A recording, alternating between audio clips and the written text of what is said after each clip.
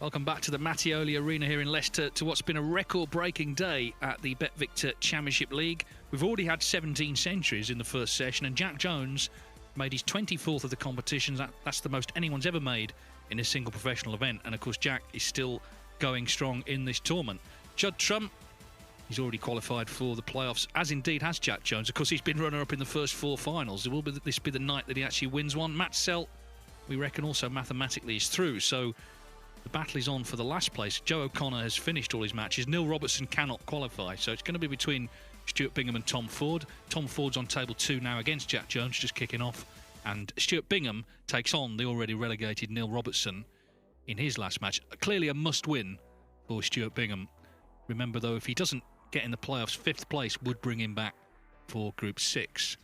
So it's a battle of former world champions. The big surprise, I guess, is that Neil Robertson is rooted to the bottom of the table. He's only won 4 frames.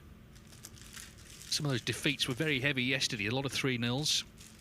Just 1 victory. So knowing Neil Robertson, he'll still be very professional here. But for Stuart Bingham, it's a different story. He needs to win it if he's going to stand a chance of qualifying for the playoffs. Neil Robertson just switching his phone off. Doesn't want any distractions or interruptions. And we're ready to go. Phil Yates, he's poised. Yeah, I was just going to make the point that with all of these centuries flowing in, the only player in the group not to make a century is Neil Robertson. Now, what odds would you have got on that? Stuart Bingham to break. I think Neil Robertson would still want to end on a high, at least leave the building, you know, with a win under his belt, and maybe, like you say, a century or 2 ahead of next week in Germany, where he's got the young Polish player Anthony Kowalski in the first round. Stuart Bingham's got Tepchara Nu. But first of all, he's hoping he's got a chance to get in the winners group this evening. And so, Joe O'Connor, he's had a very frustrating day today. Lost 3-2 to Judd Trump. He lost 3-2 to Tom Ford. Last night, lost 3-2 to Stuart Bingham. He is now dependent on Ford and Bingham not winning. If both of those do, I'm afraid Joe O'Connor is out of the tournament. The man who was runner-up last year to Mark Selby. Well, he's in that horrible position, isn't he, where he's just waiting to see what happens. He can't, obviously, affect it from the players' room. At least the guys here, Tom Ford and Stuart Bingham, have got a chance to leave it in their own hands. 17 centuries, though, Phil. You suspect there might be a few more as well before the night's out. Well, Dave, you and I have been covering this Championship League since its inception in 2008. And quite often, if you see 17 centuries in a group, that's a pretty good going. 17 centuries in a session, unheard of. Bingham contributed. And he's a man who's sailed close to the wind on several occasions in the Championship League over the years. Ended up scraping into a playoff, then perhaps winning the group, and on one occasion going all the way a decade ago. Yeah, and I can tell you Neil Robertson has not switched off from this event. When Jack Jones was on for that 147 in the last frame earlier, he was living every shot upstairs, calling, you know, what he should do and kind of cheering him on.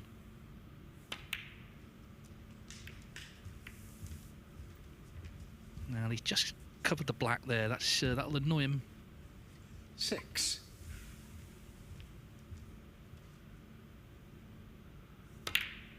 But was able to free it on that shot, so it's not so bad. 7.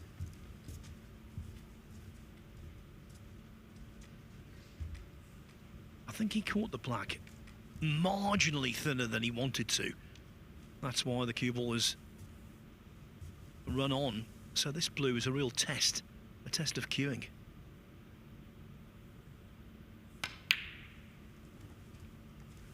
Yeah, and he didn't pass the test. Stuart Bingham, 7.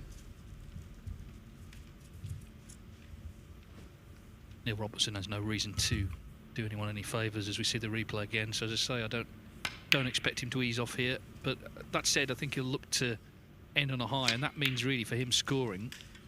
So he'll probably try and get the balls open relatively soon.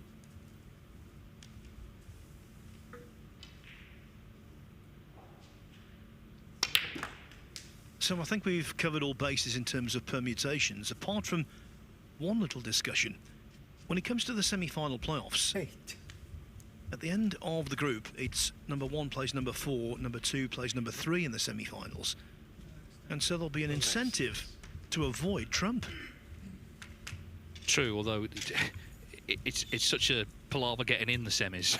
You can worry about that, you know, just get in them and then worry about who you might be playing. Jack Jones can avoid Trump by winning against Tom Ford on table 2. A match you can see, together with all of the action on table 2 on the Matchroom Multisport YouTube channel. 9. Yeah, I mean, how many more centuries can Jack make? Certainly if he were to... I mean, he's guaranteed to come back for at least one more group, isn't he? Either the winners group, or if he doesn't get through this one, group 6. So he's going to have at least 6 more matches. You know, he could get to 30 odd.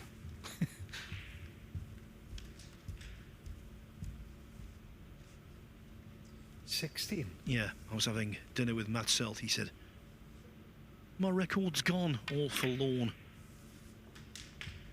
I'm not relevant 17. anymore," he said. Yeah, it's worth saying he shared that with Karen Wilson. It wasn't just his. You're a hard man, Dave.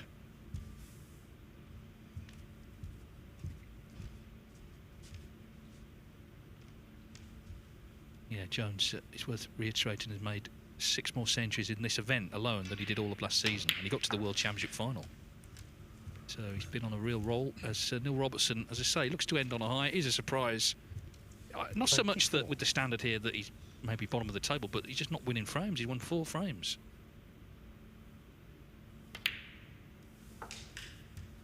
25.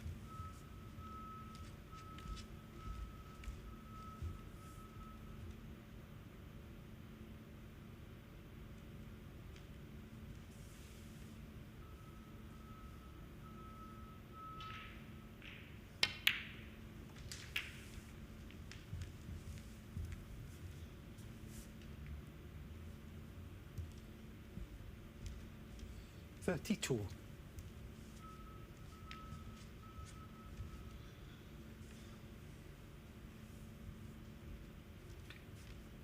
Yeah, this could have finished a little more kindly.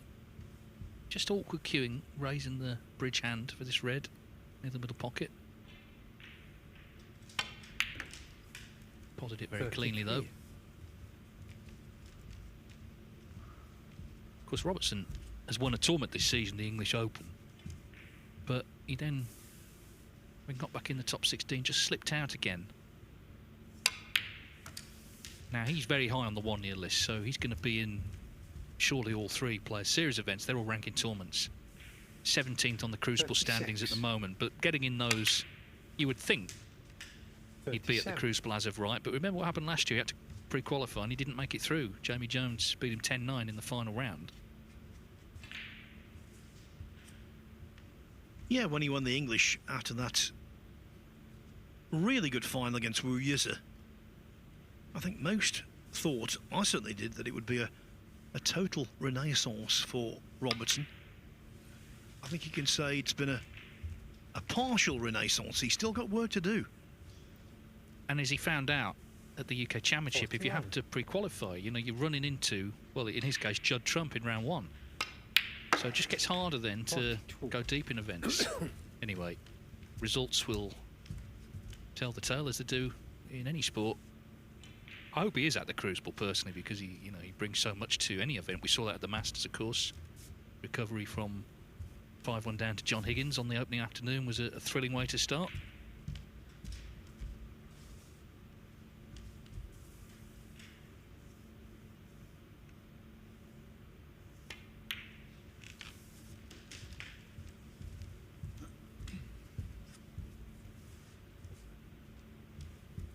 $49.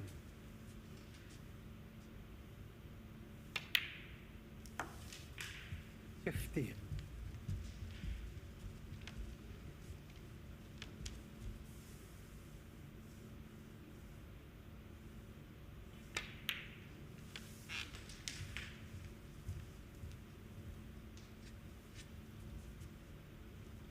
Neil Robertson 57. knows he can't make the playoffs, and he doesn't care who does. He's here to try and win this match and just end on a high.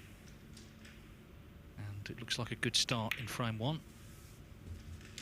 58.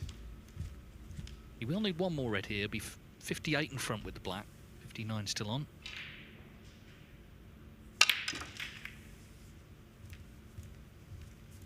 Couldn't have played that much more emphatically, could he, that shot? So this red then, as I say, 65. becomes frame ball, and then he might have the chance to make a century.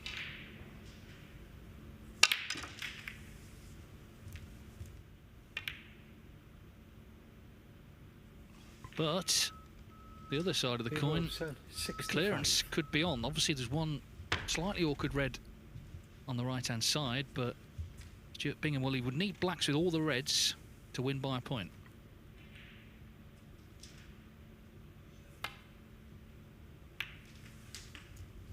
One. Do not put it past him. Robertson had a first frame mistake that cost him dear against Judd Trump pretty much 24 hours ago, almost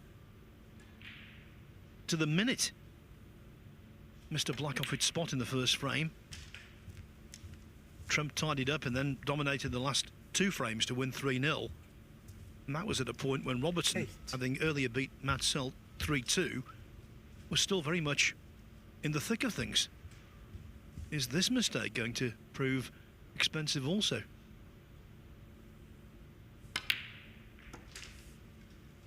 Nine. The red on the side cushion, not ideal, of course, but at least Bingham's right-handed.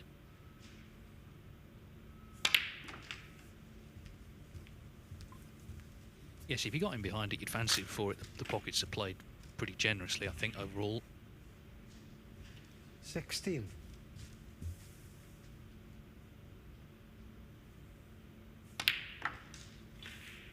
$17. Joe O'Connor's stress level has increased because Tom Ford has won the first frame on table 2 from Jack Jones.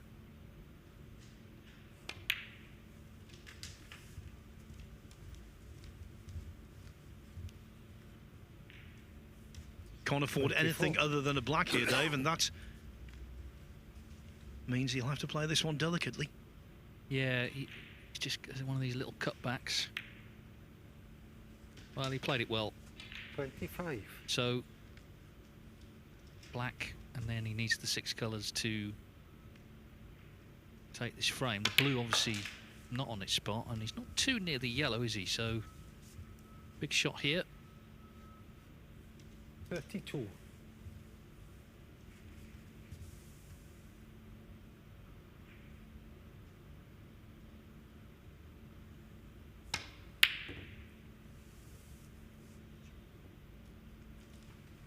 Stuart Bingham, 32. Came close to the fluke. Not the most fluent delivery of the cue, I thought there. It was tough, of course. But with that positional shot off the black, he backed himself to pot it.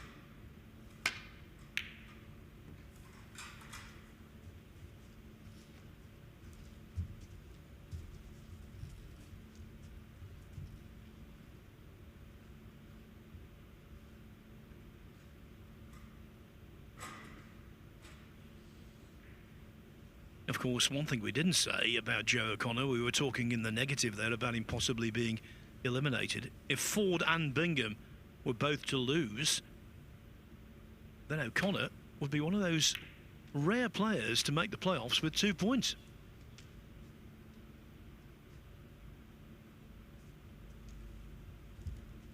Bingham fortunate to leave hampered queuing here.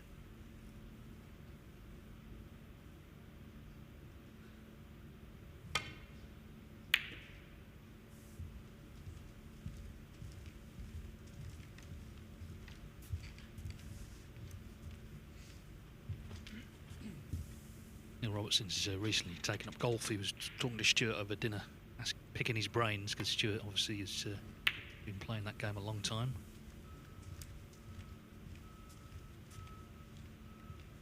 I don't think Neil Robertson, he's a bit like Steve Davis, actually, one of the great champions of the past. He doesn't go into anything half-hearted, does he? You know, if he's if he takes something up, then he becomes obsessed with it.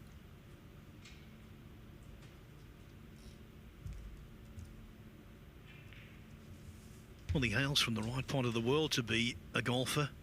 The Melbourne Sandbelt. Those courses there, world class. Yeah, unfortunately, though, he's living in Cambridge, which is a lovely part of the world as well, but yeah, maybe not so many courses. Some reasonable courses in Cambridge, though. Gog Magog and plenty of others. Bingham is proudly on the honours board at Crondon Park in Essex, where this tournament was inaugurated and was held for many years.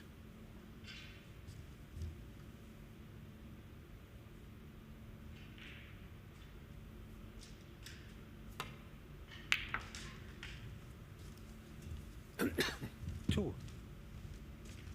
If he could win this frame, it could set the whole tone for the match. We know that, as Dave said, Robertson will be professional. But the fact is, subconsciously, he's not got the motivation Bingham has.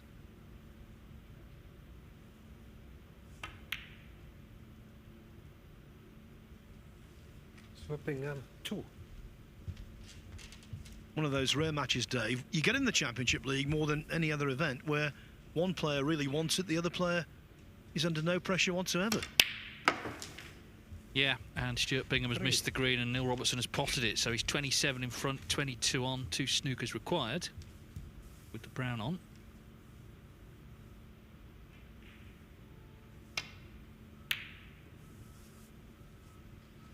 Robertson, 3. Well, he could pop the brown and the pink and take it down. Sorry, not the pink, the brown and the blue. And then it'd be 1 on the pink needed. It'd be 18 behind with 13 on.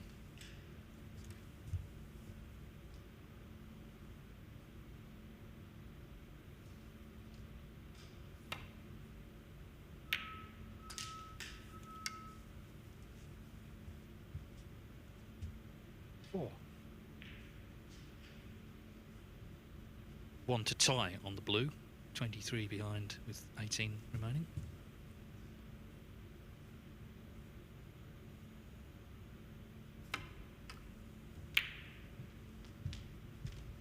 Stuart Bingham, 4.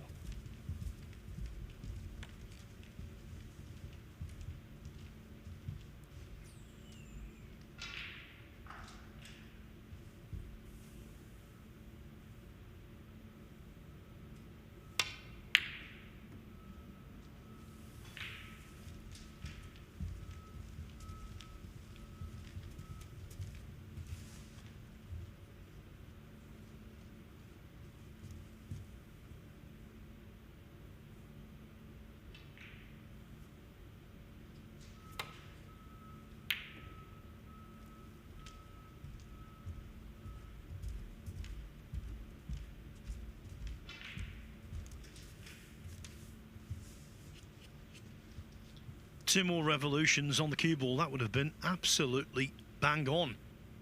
Has to swerve this anyway. Wow, he came so close to the in off there. Good grief. Martin mouth time. It's funny because we were talking the same, Stuart and Neil and myself, about the playing on for snookers and how it can sort of add time to matches and all the solutions around it. But of course, we then all came up with times where players had actually got snookers and one frames, these two included. It's just part of the game. And in this case, I mean, had he gone in off there, Bingham could have forced the respot.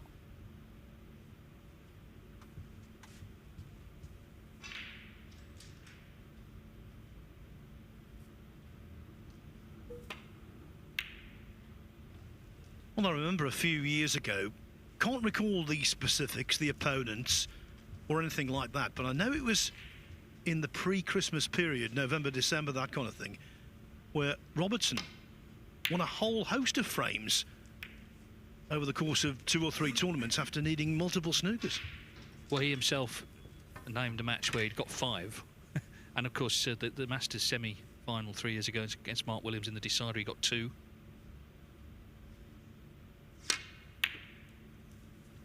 Oh, the head comes down. When he won the Champion of Champions in that epic final against Judd Trump, he needed a snooker in the penultimate frame, got it, then made a 137 total clearance in the 19th and deciding frame. That was asking to be put away, and that's what he's done. So it's going to be Neil Robertson's frame, looking for only his second win in his last match. He's going to be relegated, but he still wants to end on a high, and he started well. He leads 1-0.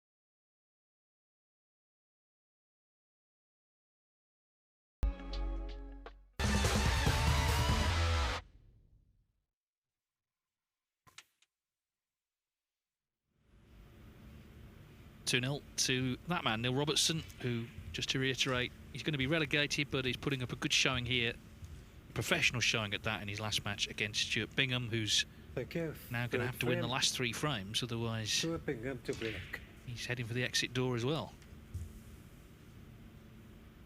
Jack Jones, by the way, I mean, it's like, well, it's not even news anymore. He's on for a century. It would be his 26th. He's on 90 on table 2, just extending this extraordinary record he set today.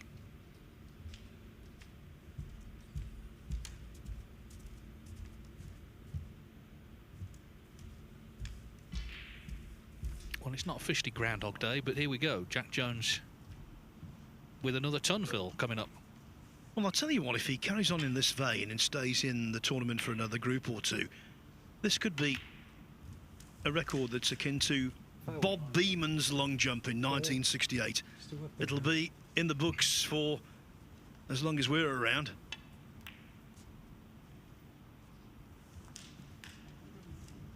Well, it is incredible, just the groove he's found, the scoring groove.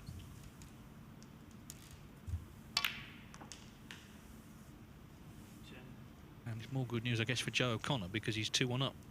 So O'Connor ahead of Ford for now. But that is Jack Jones's 26th century in this tournament.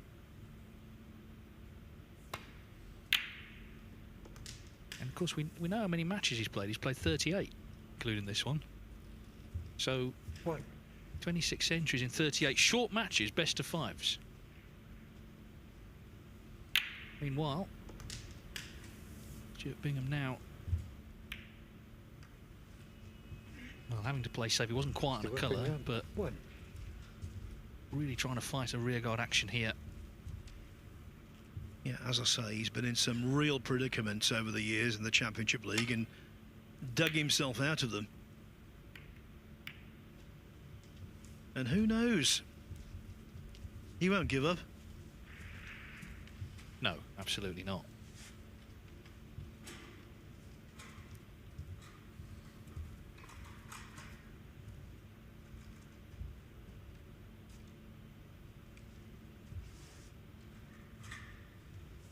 As it stands with Ford and Bingham, I mean, right now they're both on 2 points.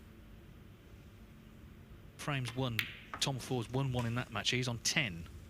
Bingham 9. And frames lost. Ford has lost 13. Bingham lost 14. So it's very tight. If it was all level between them, Bingham beat Ford, so he would be above him. But realistically, he's got to win this match. Nothing else you feel is going to do now.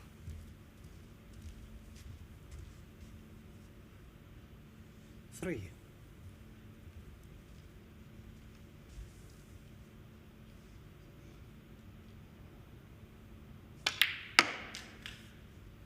Four.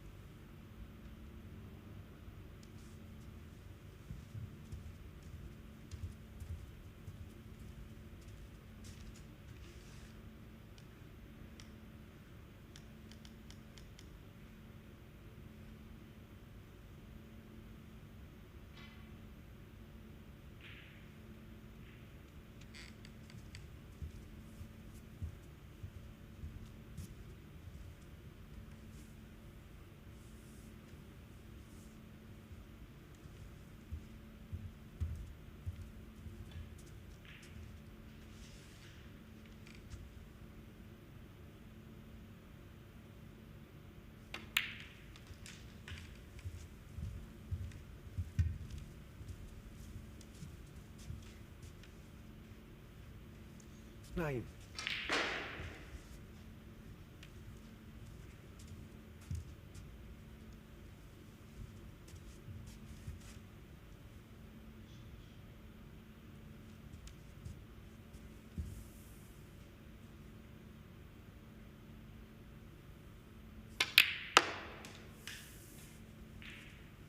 Ten.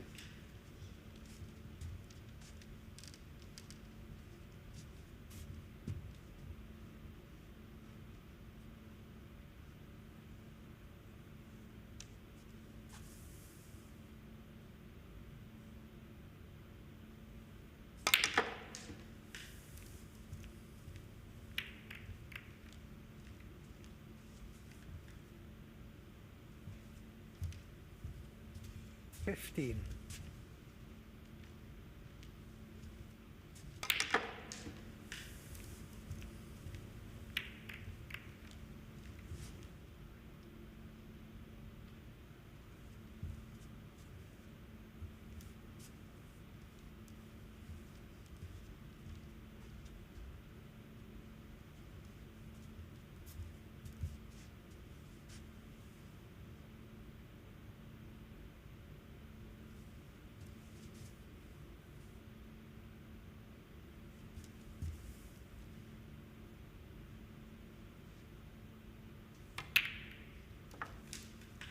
$16. The plan was on, but still had to be pretty bold in its execution.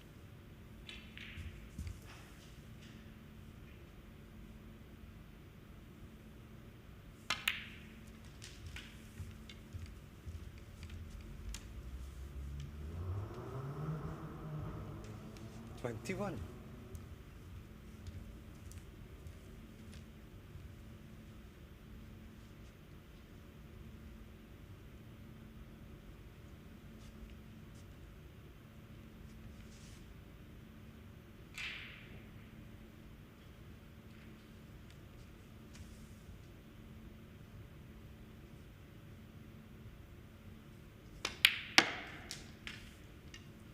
$22.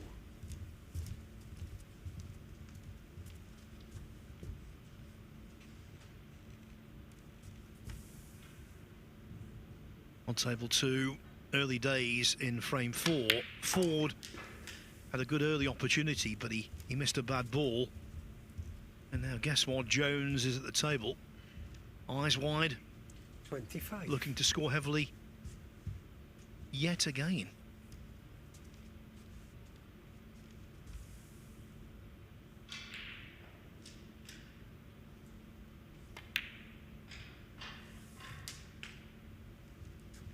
$26.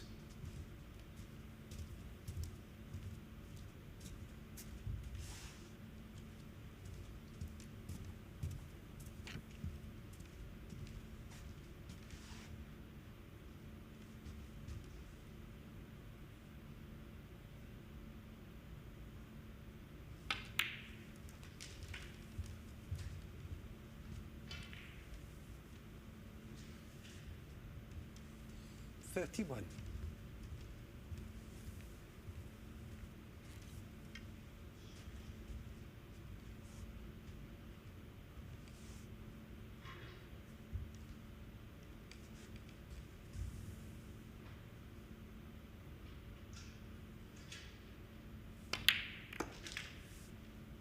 $32. Oh, he stuck to the red, causing the black to be unavailable.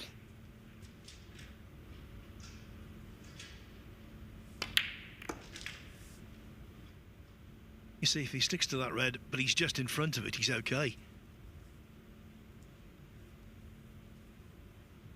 That old cliche, Dave, about snooker being a game of fractions.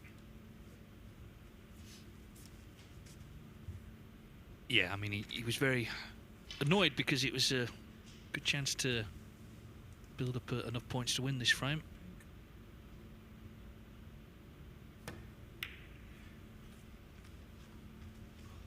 Stuart Bingham, 32. As it is, he leads by 37.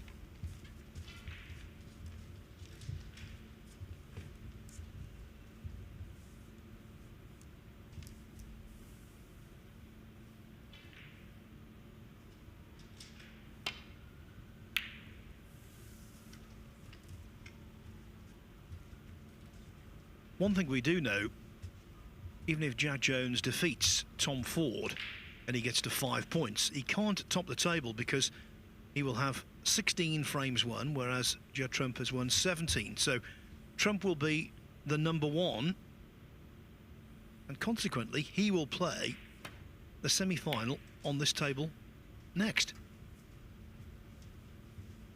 Not a clue yet who he will play, but it will be Trump against someone.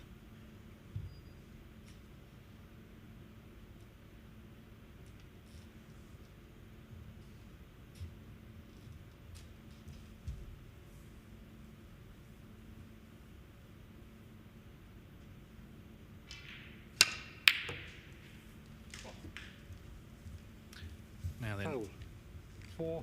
I was wondering how far that red would make Still it. a I thought Bingham. for a moment it might be on to middle, wasn't.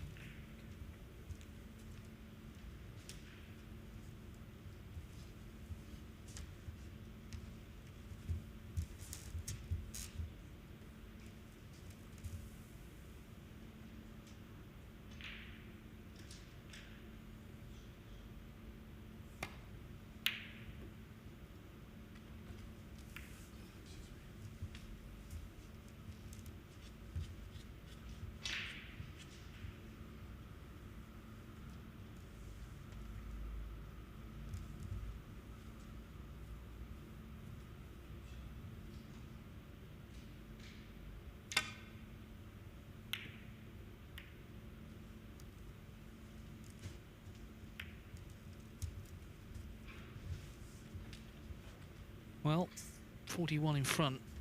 Could be about one good pot here. One nice piece of cueing for Stuart Bingham. And that is a nice piece of cueing if ever there was one. How sweetly did he strike that?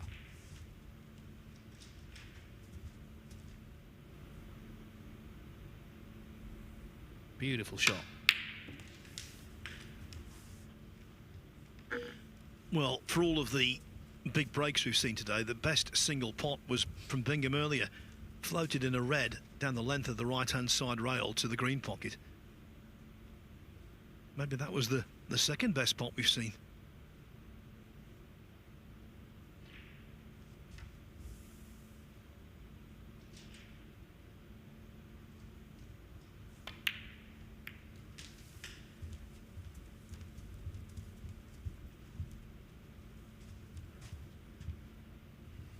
Three.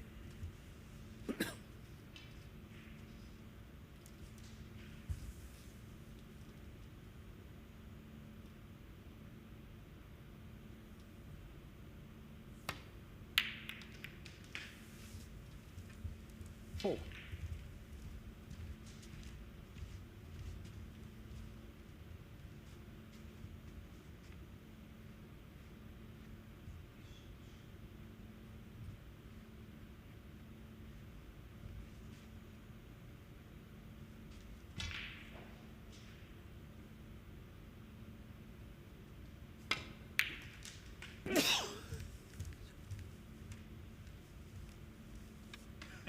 Well, that's one way to get on the red. I mean, that's incredible. They do call him ball run, don't they? He's caught the jaws of the middle pocket. Neil Robertson can see the funny side. Got no choice, really.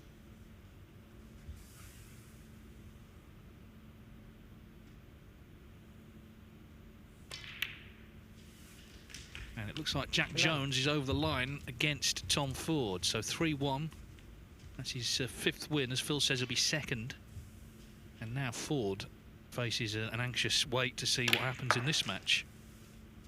There's Jack. Well, he has a chance for... at the risk of repeating myself, he has a chance for another century. 18. Well, he's missed it, so 2 snookers needed. 19. Not quite there yet, but looking good. Well, in fact, they've shaken hands. Tom Ford doesn't fancy it, so Jack Jones does win 3-1. And that makes this match very interesting now. Bingham's over the line, as you can see. 26. So Tom Ford finishes on 2 points, 10 frames won, 14 frames lost. That means if Bingham wins 1 more frame here, he'll be above him, because he'll be on 11 frames won.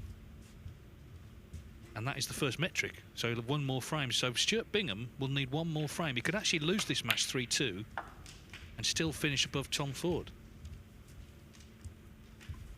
Yes, and the good news is for Joe O'Connor, he will be at the very least involved in Group 6, at the very least. He's not going to be eliminated. It's a lot to digest there. I'm sure Stuart's just trying to win. It's the easiest thing to try and do. And he's won that frame, so it extends the match. Robertson leads 2-1.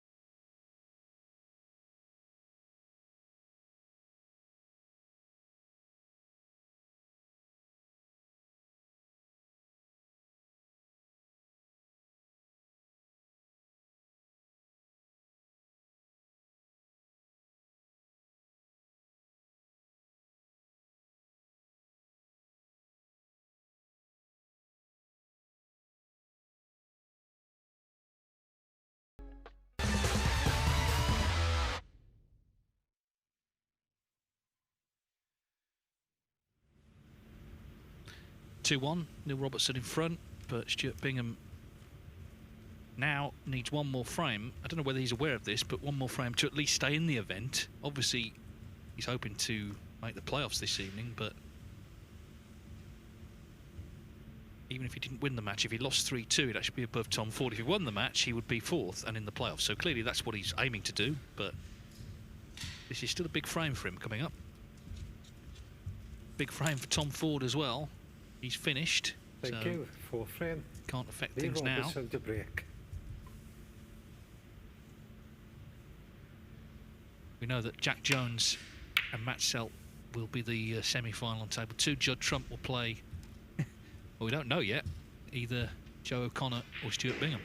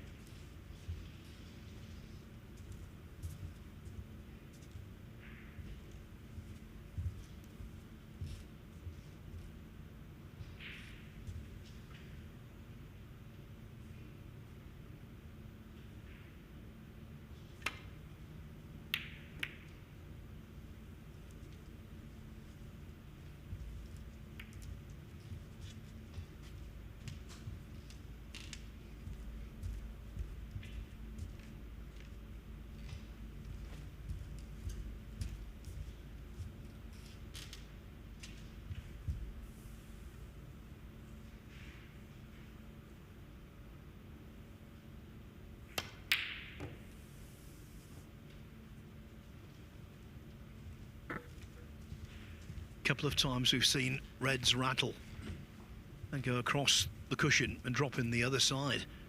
Thought that might be the case there.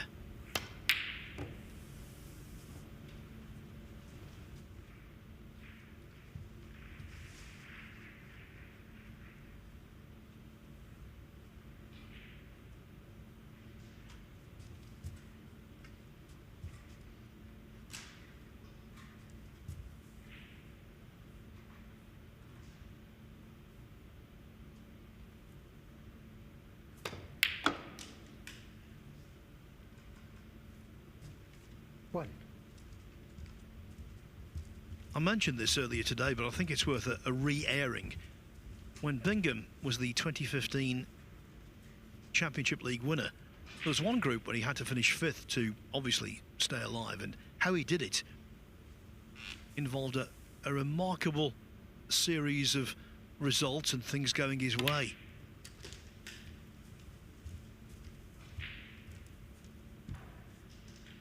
That positional shot most certainly hasn't gone his way. But the point I'm trying to make is, having wriggled free of what seemed like almost certain elimination, he went on to win the event. And ever since, he's been acutely aware, as he's told me on numerous occasions, that you should never give up, even if there's a slight chance. Just go for it. And that's what Bingham undoubtedly will do.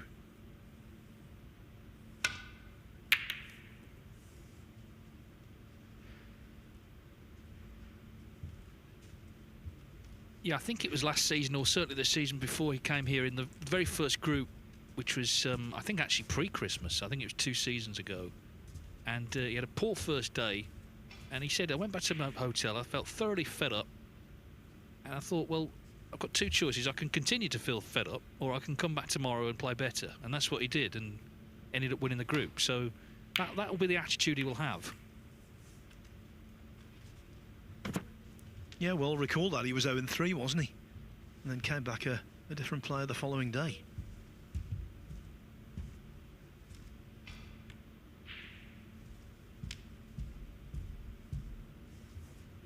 Certain players never really take to the Championship League, but Bingham most certainly has over the years.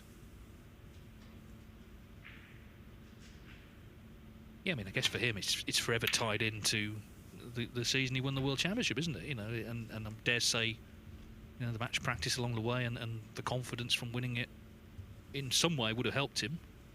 I'm not saying that's why he won the World Championship, but you're looking for contributory factors, it's in there somewhere. Well, you go back to the inaugural year Ali Carter didn't win the event, but he played an awful lot of snooker. He was sharp as a result going to the Crucible and made the final.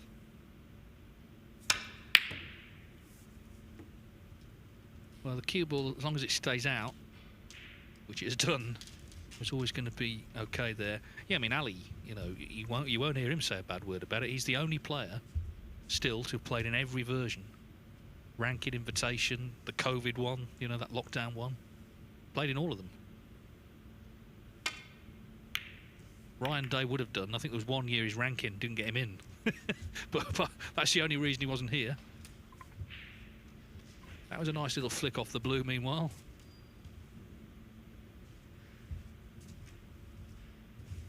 Yeah, the 64-player event we had when we returned to TV screens on June the 1st, 2020, after the harshest of COVID lockdowns, that was won by Luca Brissell. And we were a little concerned, actually, at the time. There wasn't a formal final, was there, Dave? It was a group situation at the end there. And so we were concerned it might fizzle out a little, and it most certainly did not. He played Ben Wollaston in the closing match, and it was A, very dramatic, and B, of an extraordinary high standard. Came right down to the final frame. Yeah, it was a strange old time, but the players did everybody proud. I think Neil Robertson had the curly hair then, didn't he?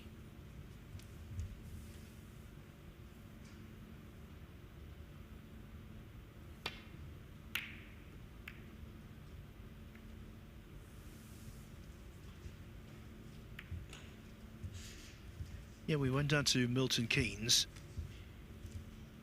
Basically, we were kept 10 yards apart. We tested, then we were ushered to our rooms, kept in there without any possibility of leaving them until the test results had come back. All the time having maybe 3, 4, 5 meals in there over the course of a couple of days. Eventually we got the good news, yeah, we were okay. And then the tournament began, and yeah, it was a time you don't want to repeat, but you'll never forget. Now, Jack Jones and Matt Selt are going to start their semi-final on table 2. So that obviously we know that has to be those two, so no reason not to start. And wow, in the meantime, Robertson will be concerned there. A lot of moving parts to that shot. But Jones Selt, Matchroom Multisport YouTube channel underway. Best of 5 now, knockout.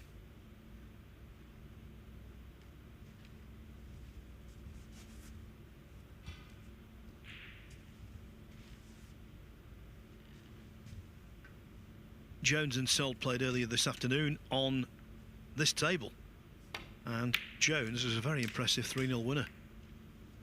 You might also say he was a little lucky in that match. He had an outrageous fluke at one point. Another time he suffered a miscue and got away with it. There's no getting away from the fact he played very well, and that will still be fresh in his memory and indeed in Selt's.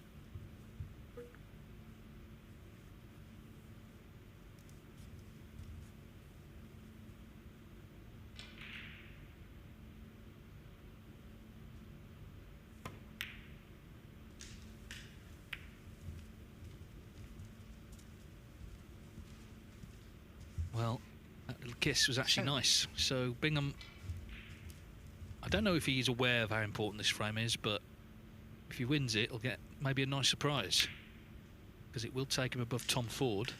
8. And that's because for now they'd be on the same number of points. Ford has won 10 frames. This would be Bingham's 11th frame, so he would go above him on that metric. Of course, if he won the match, he'd also go above Joe O'Connor and finish 4th.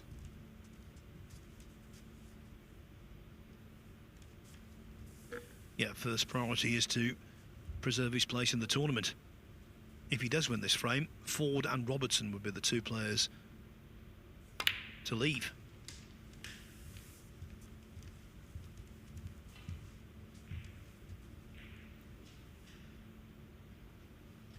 $14.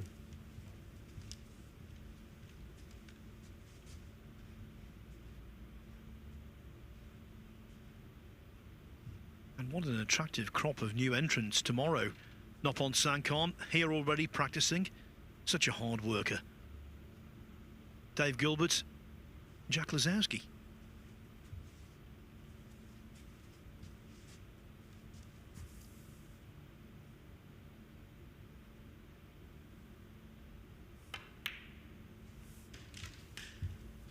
$15.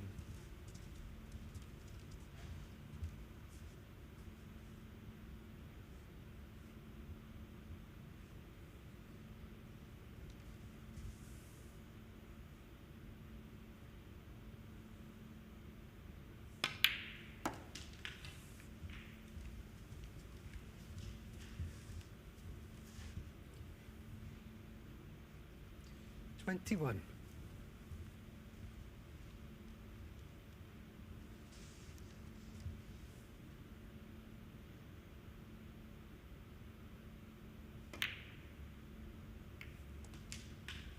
$22.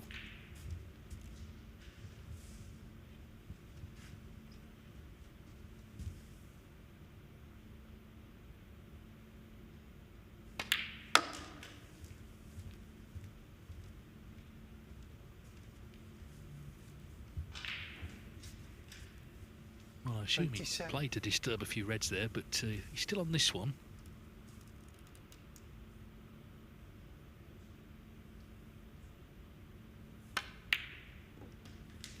Wriggled in. I think these pockets, I mean, we've had a lot of centuries. They're playing on the generous side, and there's no getting away from that. A few going in that maybe other events wouldn't. But that's not to take away the skill of the players, far from it. The thing with break building, it's not, I mean, potting obviously is what gets you the scores, but it's the positional play along the way, the developing the balls. A little shot like that, it's free in the black. All skill. Yeah, the generosity of the pockets is a contributing factor, there's no doubt, but it's not the sole contributing factor. Far from it, as Dave said.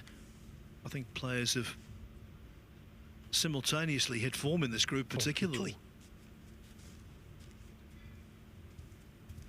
Yeah, I mean, he's just played two shots there that have just completely opened things up. Firstly freed the black, then got more reds into play. He's always been a master around the black spot, Stuart Bingham.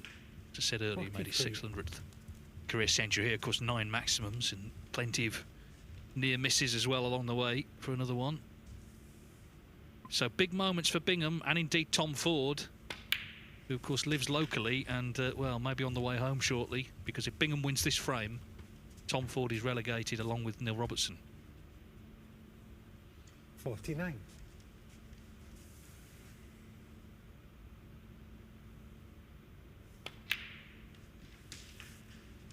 Such a resilient character. When he was 2-0 down, it would be so easy to think, well, it's not my day.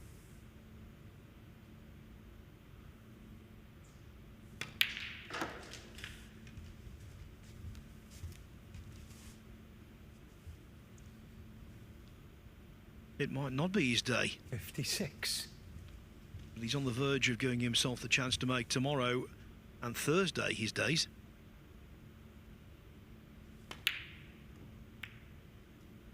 Oh, but hold on a minute. The table very much in Bingham's favour. 4 reds near cushions. So getting back into this for Robertson will be mighty difficult.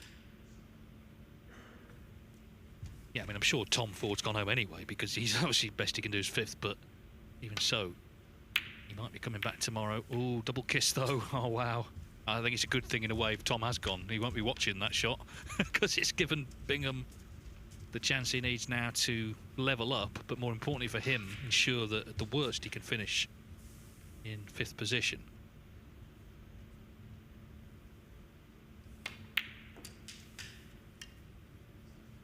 One. Going to need, if he takes the blue, another red. Pink, he'd be 68 in front with 67 on. Blue it is, so one more red as well, and looks like a decider, but more importantly for Bingham, as I say, survival. Well, he got the brown. So at the moment, Robertson could still tie. Now he could still try and cut this red in on the left-hand side. Play with a bit of safety in mind, I guess.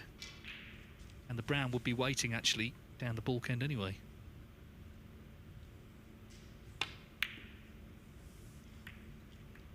Well, he nearly made a right old mess of that, didn't he? Came close to the in-off, but anyway, that's the position. He's 67 in front with 67 on. Even the most avid Stuart Bingham fan would have to agree, over the last couple of frames, he's had a few very benevolent touches.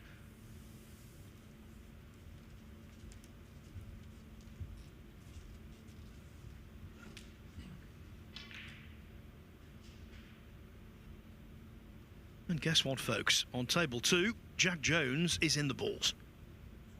Where else?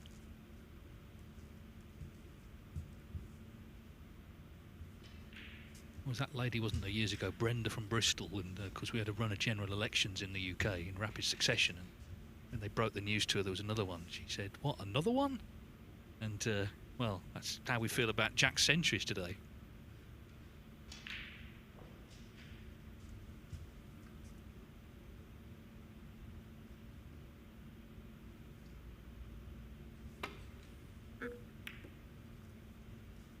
Skating on thin ice a little here, Bingham, isn't he? You know, you just think the chances he's had, could it come back to bite him? Well, the cue ball was not meant for there, but the blue is blocking Robertson's path to the obvious open red.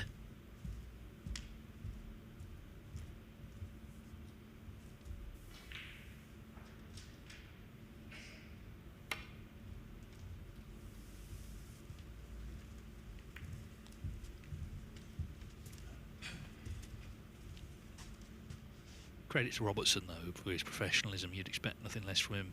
But, you know, he's not just whacking the balls around, is he? Playing properly, showing respect to Stuart and also the other players in the group, and indeed to himself.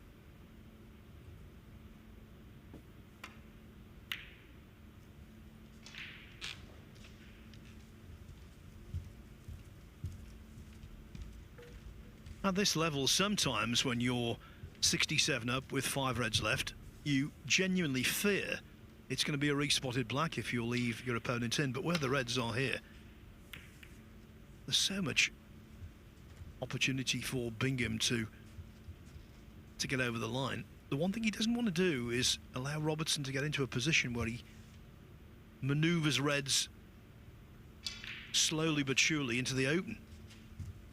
Right now, they're not in the open.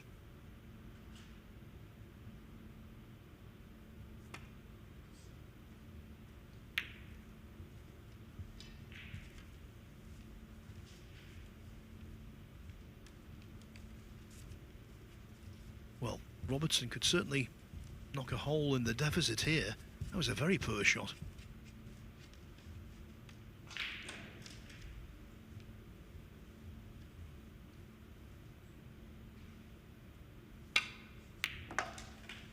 One.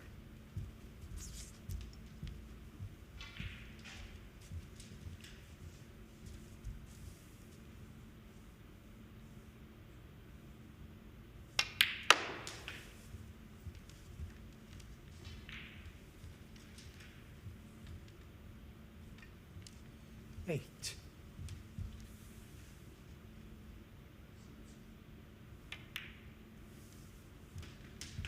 Nine.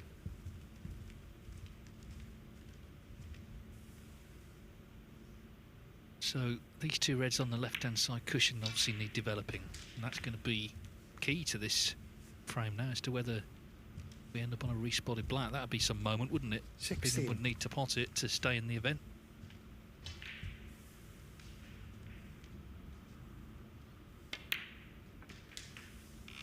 Seventeen.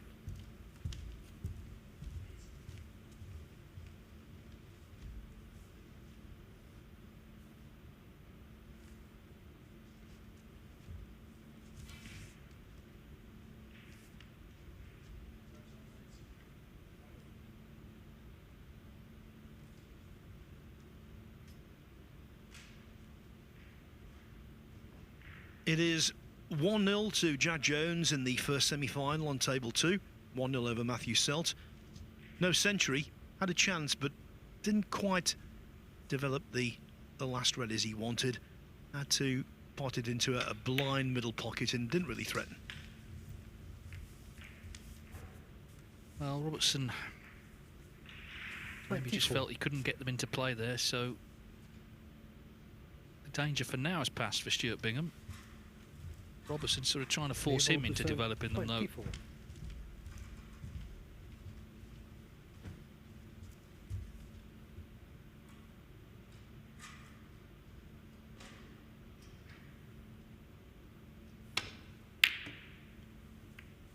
Which he's certainly done.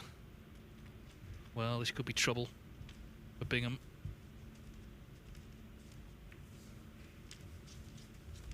Well, could be a plant possibly. He's been a little lucky there to sort of half tie them up, but yeah, is Robertson looking to make it into a plant? But of course he has to pot 2 reds, 2 blacks, and if he knocks in the plant, position on the black will be problematic to say the least. Yeah, so Bingham got away with that, really. You know, he could easily have left both reds on. In the end, he left neither. And in fact, he's now got a chance here to put this away, this frame, and ensure his survival, at least in 5th place. And still with a chance, of course, if he wins the match, to be in the playoffs. Big shot in this group. If he gets it, he relegates Tom Ford.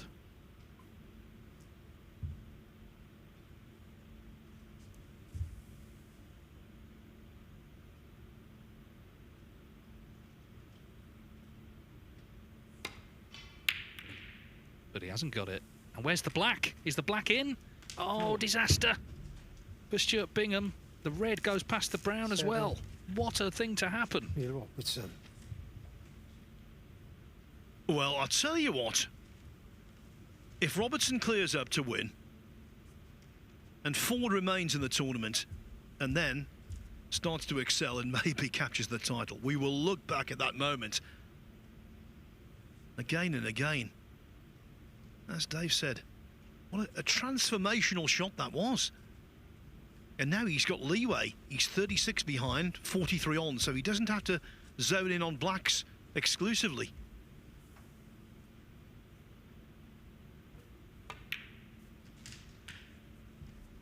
One.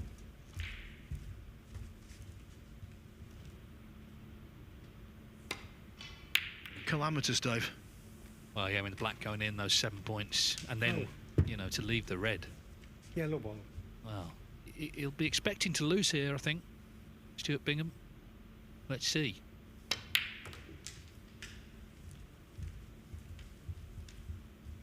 I think that was a clever choice of shot from Robertson. 3. The yellow back on its spot, making the clearance easier. He's 33 behind, so he can pot either pink or black. Mind you, using the rest just adds a degree of complexity.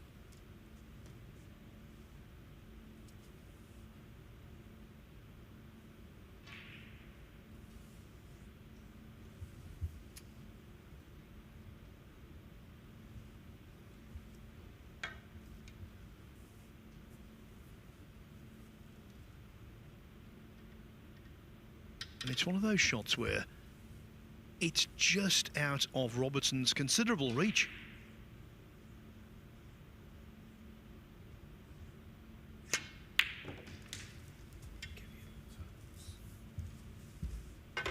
But Bingham will be feeling sick now the red is in.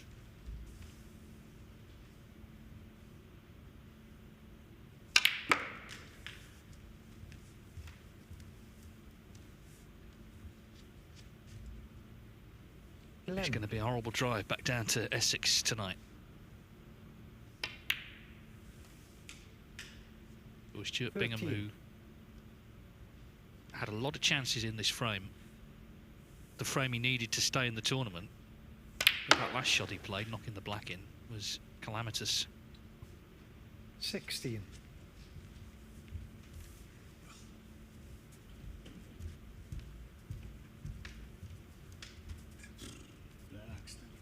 Long rest, yes.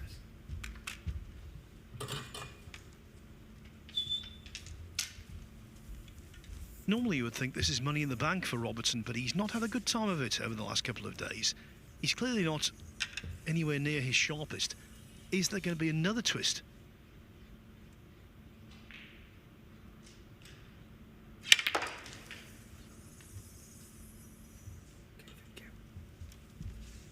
Well, that was masterful striking with the extended rest.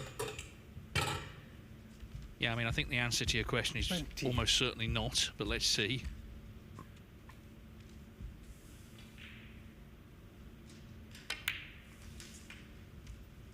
25. Well, it's a sickener, this, for Bingham. Delight for Tom Ford, of course, who's going to be 5th after all, and it means Joe O'Connor as well will be in the playoffs to take on Judd Trump on this table. Neil Robertson is relegated, but he's put up a professional showing in this last match, and it looks like a great clearance and great disappointment for Stuart Bingham. Well, a great clearance, but huge disappointment Neil Robertson. for Stuart Bingham. He was one ball away from, at the very least, being 5th, but in fact he will be relegated now in 6th position. Neil Robertson, the other relegated player. So a dramatic finish, Neil Robertson winning 3-1. Jack Jones and Matt Selt underway in the semi-finals on table 2. And in 5 minutes' time, it's Judd Trump against, I'm sure, a very relieved Joe O'Connor.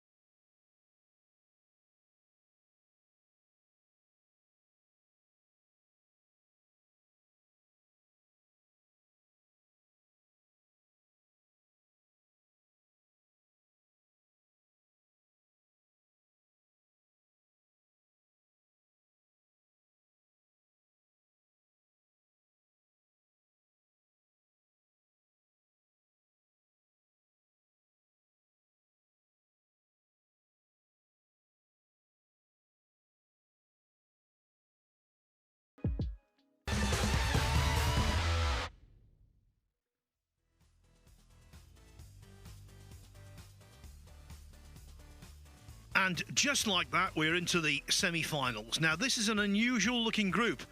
Look at that. Joe O'Connor, in a few moments, will take on Judd Trump here on Table 1 in one semi-final. The other semi-final, Jack Jones and Matthew Selt, already one frame old. And in fact, Selt has got a really good chance to draw level at one frame each. So O'Connor into the semis unusually with only 2 points. The same as Tom Ford, who finishes 5th, so he'll be back tomorrow for Group 6. Stuart Bingham and Neil Robertson also on 2 points, but because of frames won, they are out of the event. So before Trump O'Connor gets underway, let's have a quick look at Table 2, where Matthew Selt is just a handful of pots away from equalising. And we've not brought him much luck. That was a bread and butter shot that he missed. Okay, a couple of reds close to that right-hand side cushion. Another 2 close together near the yellow. But I think Jones just pleased to be back at the table with any kind of opening. Stephen Hallworth has joined me for this one, and the way Jones has been playing, salvaging this frame, you wouldn't put it past him. No, you wouldn't, but I suppose the only disappointment for Jack is the fact that there isn't a century break on. Every time he seems to come to the table, finds himself in amongst them with the ball's absolutely perfect. He's played so very well, well, right from the start of this event, right since Group 1. Kicked off the match here with a break of 81 as well, looking good.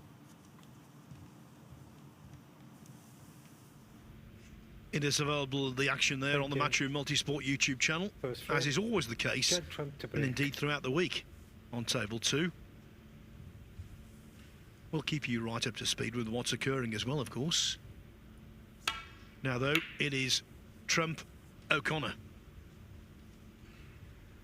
And let's hope this match equals, it can't better, let's hope it equals their group match earlier today. Trump won 3-2, he made 3 centuries, O'Connor made 2. Put together, you can't make more.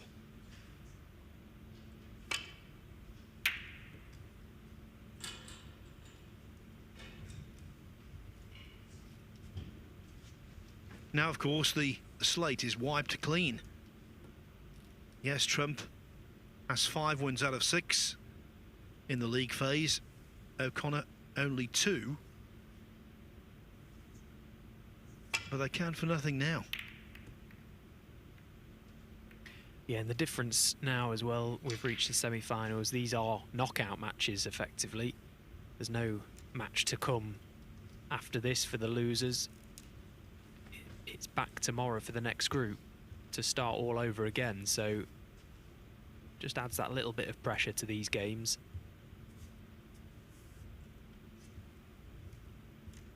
How good was their match earlier? 5 centuries in 5 frames. I mean, I don't think I can ever remember a day where there was just so many tons flying in all over the arena. Well, I think it's fair to say, and I've been racking my brains and I can't recall another instance, I think there's been more centuries in this group already than in any previous Championship League group. Certainly 17 centuries in one session, that's definitely a first. And the first red is powered in by the outsider.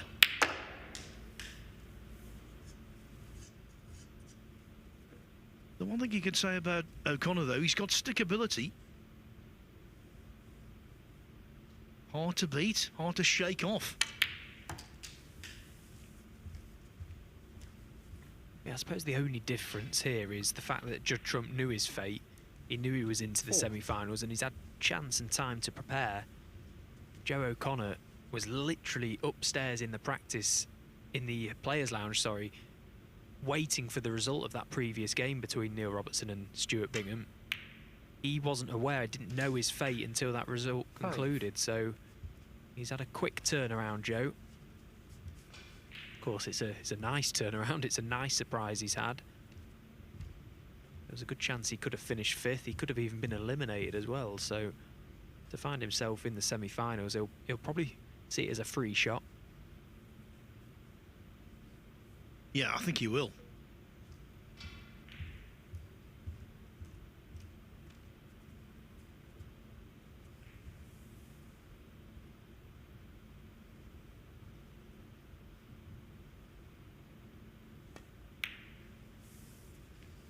Got the right temperament for this kind of situation, though, O'Connor. Very level-headed, very cool.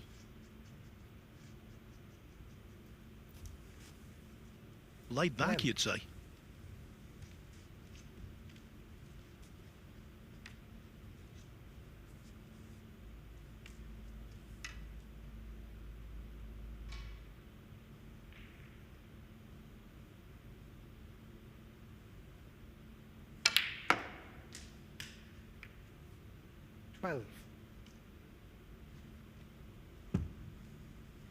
Well, if he stuck to that red, it's hard to be cool now.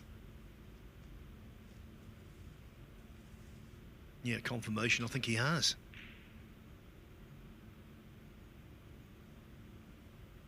Conclusion of break. Well, that's savage luck if he has, because he can only see the pink.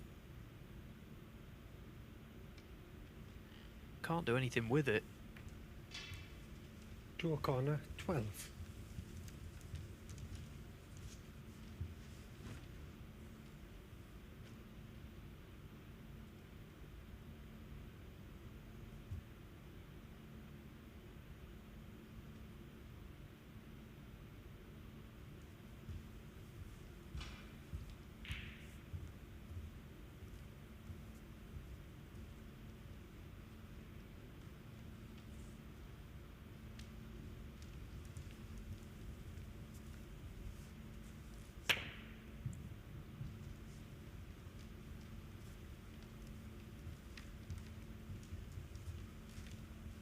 Trump's pursuit is twofold.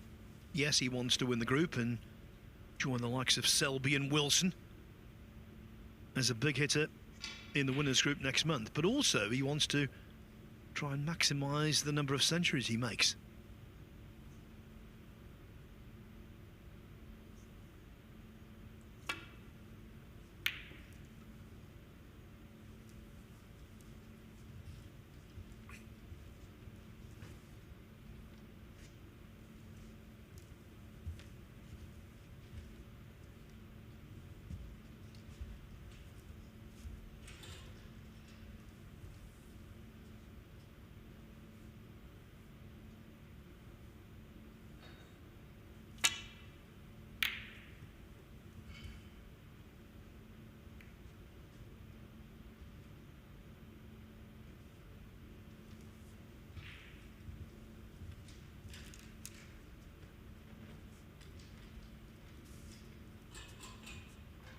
Well, it was a poor safety shot really from Trump, failing to get the cue ball into baulk. He's left that red on the left side of the table as a tempter for Joe, but he's not blessed with all that much cue power, so this is a big shot for him to take on.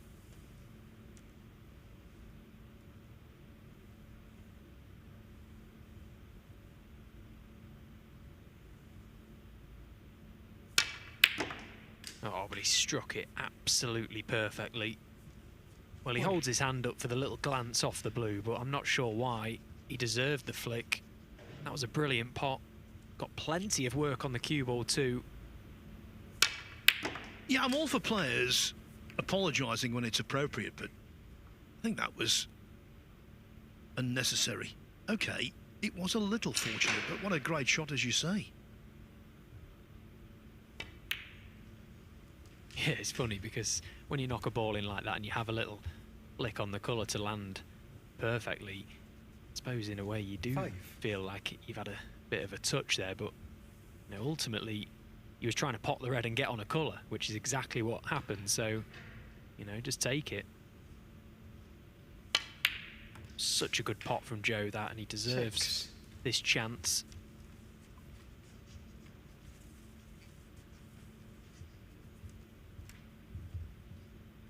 although it's not a clear-cut chance. The black and pink completely out of commission.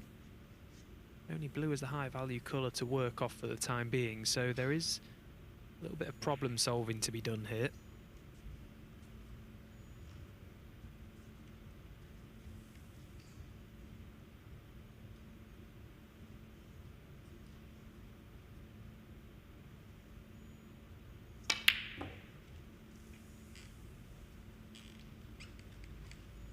I think that was a classic case of someone who was dividing his concentration and basically putting too much thought into the positional aspect of the shot at the expense of what was quite a straightforward pot.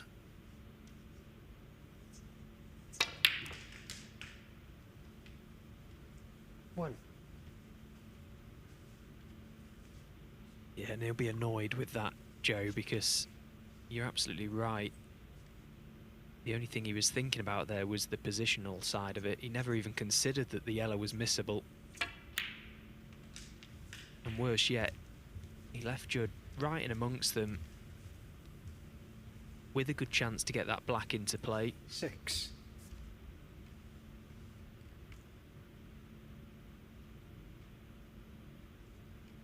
He's reluctant to pop the black trump from this next red because there is a red on the black spot. He'd like to play up for the blue as he has done and then come down the table now and play for that red on the black spot.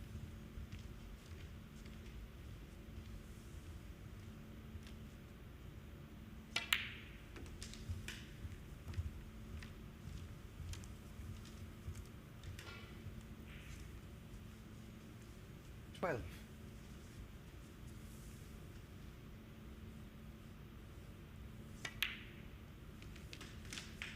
13. Latest on table 2. Frame 2, still in progress. 2 reds left. The table a lot more open than it was 5 minutes or so ago. Selt leading by 30 points.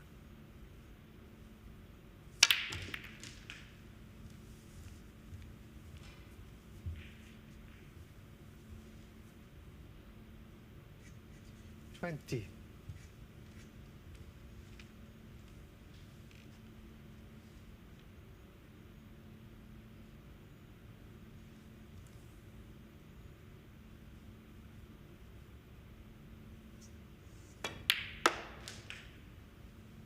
Didn't quite get the 21. work to the reds around the pink spot as much as he would have liked.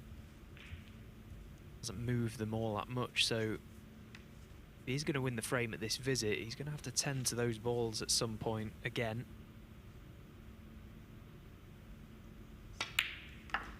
Taking the chance to go into them from that shot.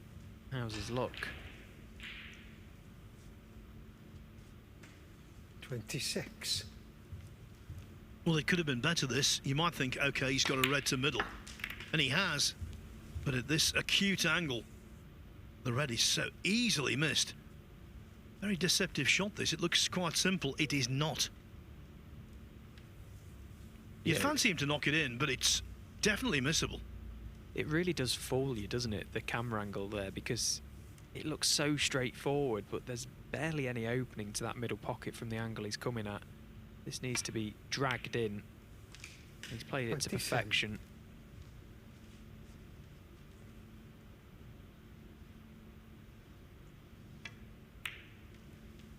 But now what a chance this is for the world number 1 to take the opening frame. 32. Just feels inevitable when you make a mistake such as the one that Joe did, missing the yellow off the spot. Regardless of how the balls are 33. situated on the table, you just fancy someone like Judd to find a way to unlock the frame and make a winning contribution. Now, this has been a shot that over the years has proved a problem for Trump. Pink into a semi-blind pocket in the corners, but there it was knocked in with complete 39. disregard for any difficulty. 40.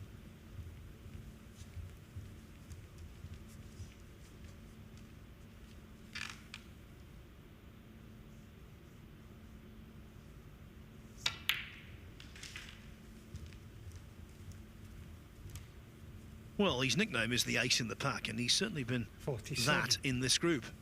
Many players have produced, but none have been better than Trump. 48.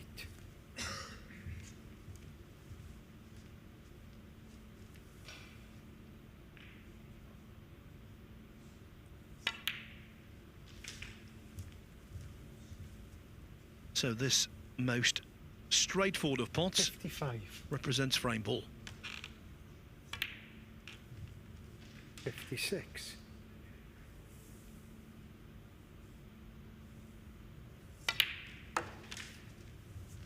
Trump's only source of annoyance here will be the fact that there's not enough on to make a century. 62.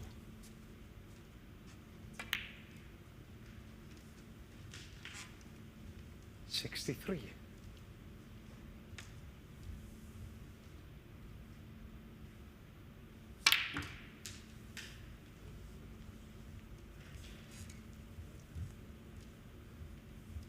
Well, you can't say he's playing to the crowd because there isn't one. 65. But all of you watching at home will be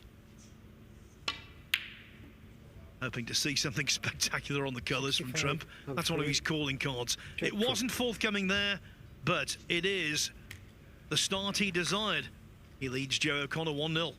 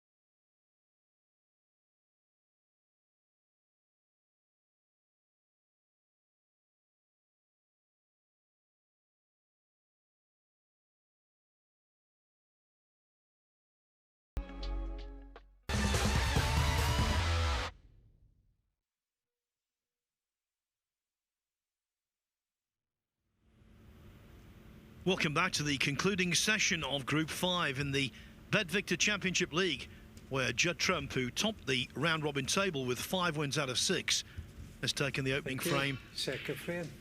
in his semi-final against Joe O'Connor. On the other table, it's 1-0 to Jack Jones, and Jones has potted the last red just a few seconds ago in frame 2, and now he's got an opportunity to perhaps steal that frame from Matt Selt and lead 2-0. Not a foregone conclusion, mind you.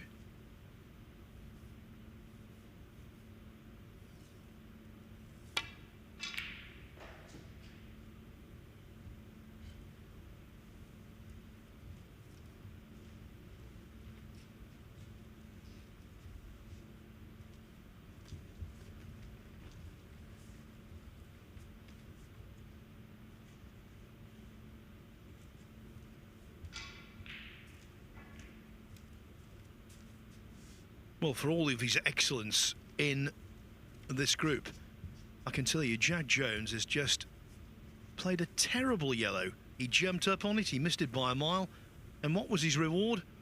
A fluked snooker. Poor old Matt Selt.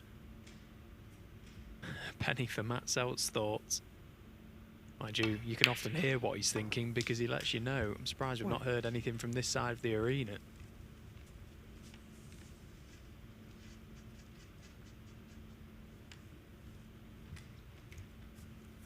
As for our match, O'Connor's in.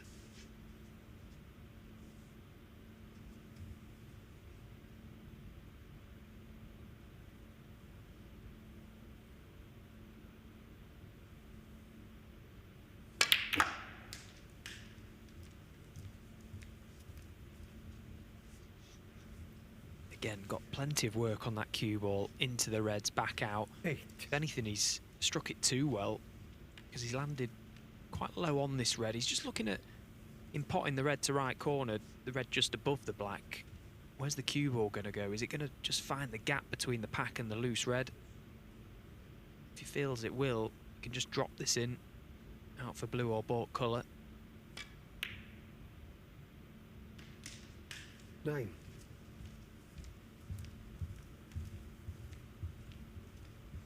Seems to me one of O'Connor's great strengths. He appreciates that he's got a manufactured player, but he plays within himself. Doesn't overextend. Tries to eliminate bad errors. 14.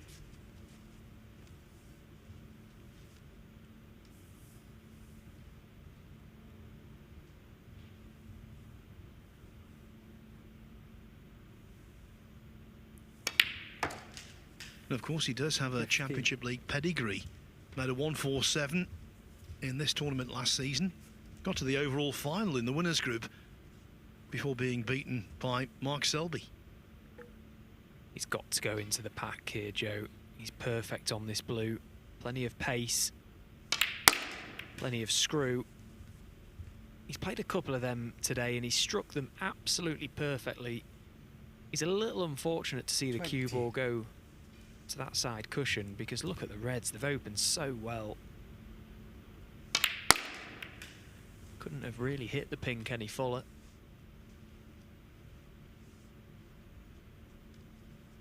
Now he certainly has pots to the left corner pocket, but he's limited to what he can do with the cue ball. He'd like to have something straight-ish so he could just run through for the black, but I'm not sure he's got anything available.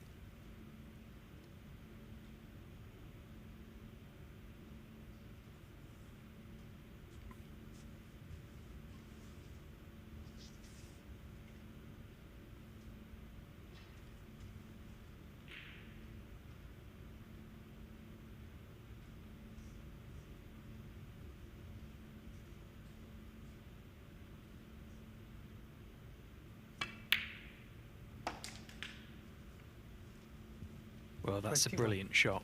Once again, the pot was difficult, but the main concern for Joe there was the cue ball. Came round to have a look. He fancied it going close to the black. He's judged it to absolute perfection once again. That was a brilliant shot. Very brave shot to take on.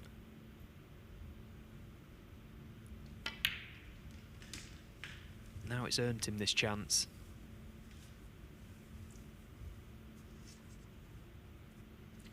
I always think with O'Connor that he's got very good concentration. So when he's in amongst them like this, rarely does he defeat himself. Normally he's quite steady.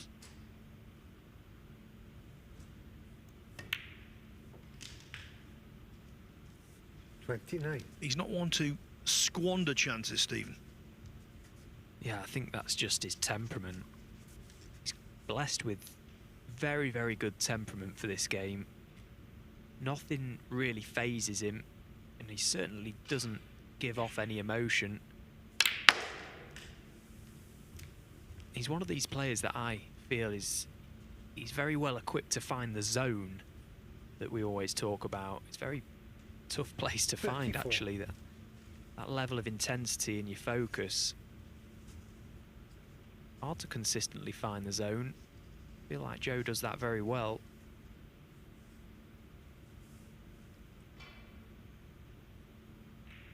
You're right, even when he's down at the table, he just has this glare in his eyes.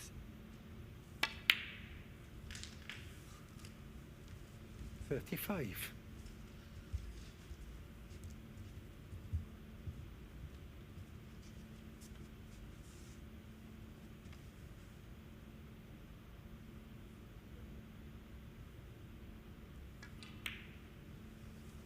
here tonight, trying to do something he's never done before, which is to beat Judd Trump.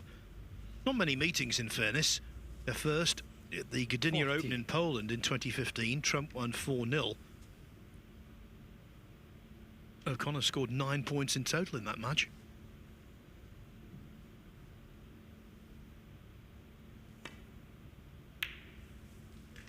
But it was very different next time out when they met in this season's International Championship in Nanjing, last 32. O'Connor actually led 4-2. Trump came back to win 6-4. O'Connor, though, making breaks of 136 and 127 to give Trump a real workout. And then, of course, their only other meeting was earlier today, 3-2 48. in that match we've talked about, where there were 5 frames played, 5 centuries made.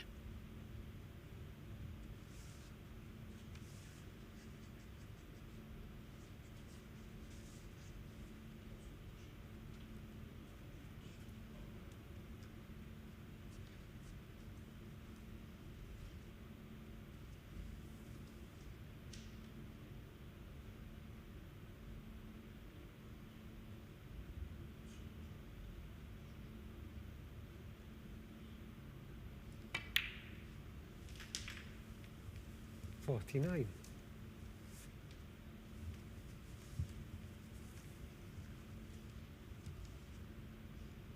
Well, he's taken these well so far, considering, because he's found himself in this position a few times, Joe, not quite able to get the right side of his colour.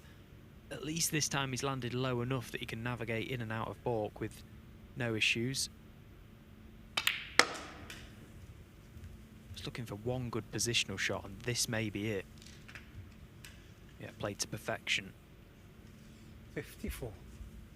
Yeah, I thought for a moment the white might go into the brown, but it was just avoided. 55. And now this should be the break that draws him level.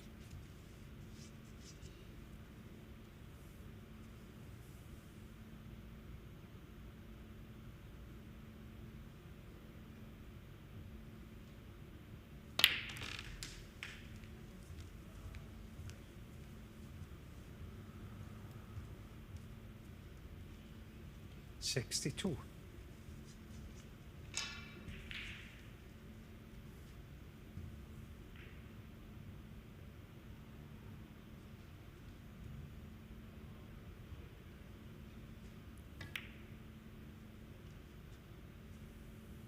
Oh, but he was just about Joe at the O'Connor, winning line. Joe 62. O'Connor, 62 in front. That red and one more colour would have been enough.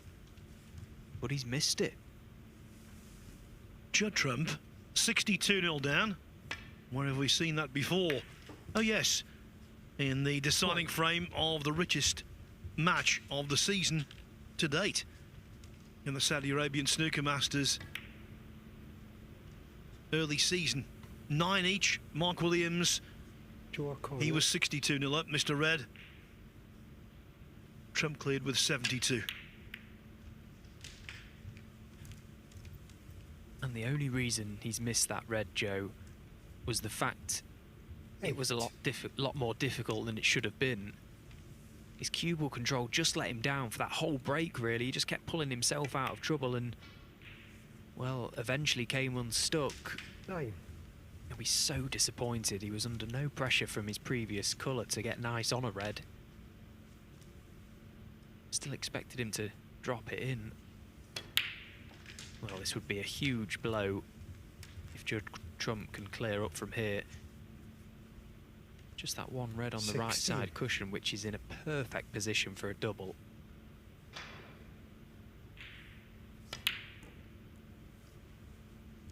Judd Trump, 16. Playing crisply across the top cushion is always a tad tough. But the way he's been playing, the way the pockets have been playing, I thought he would pot it.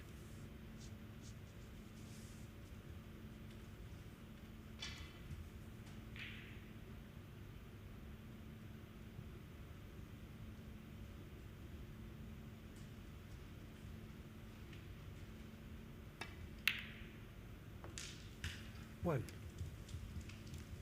Yeah, I too am so surprised to have seen Judd miss that red down the rail, regardless of the speed he played it at.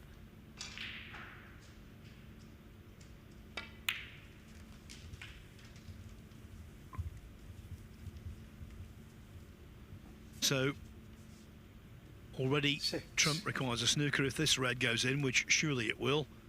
There's no way back. We are going to be all square.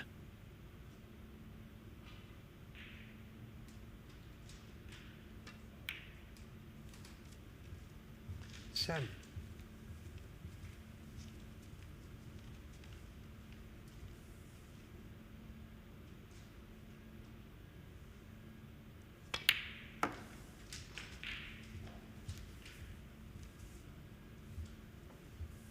In fact, it looks like being simultaneous 1-1 scorelines in the two semi-finals, because on table 2, Matt Selt has just spotted frame ball brown in the second frame.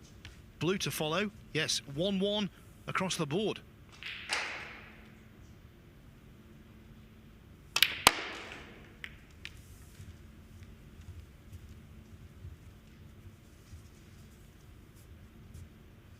$20.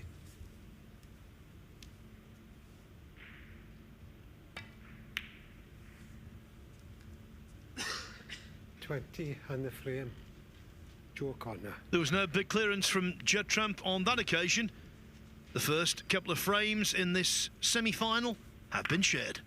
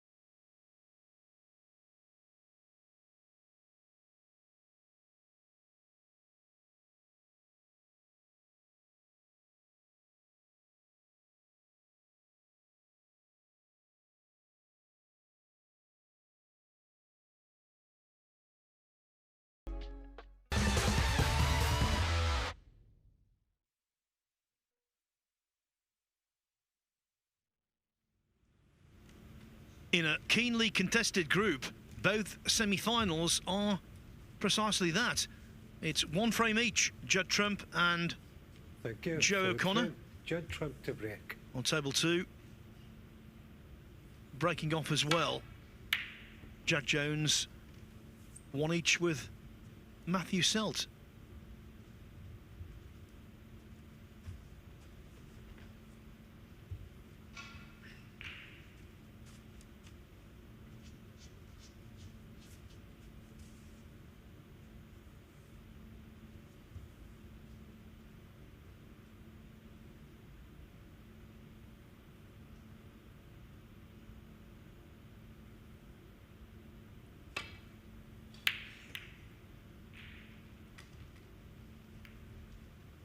Well, he missed that one so badly.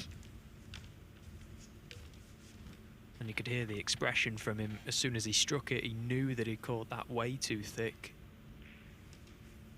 He was very conscious of where his cue ball was heading from that red. Had he got closer to the pot, he may have found the path around the back of the red and black, but, well, he butchered it really, didn't he? Let's have another look at that. Caught it way too thick. Never ever threatened the jaws of the pocket, and that then altered the course of the cue ball.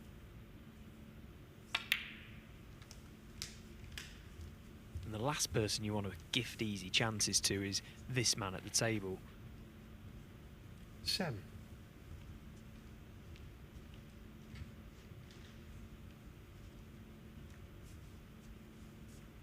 Tell you what, if he does prevail tonight, wins this match, wins the final, that winners group is shaping up.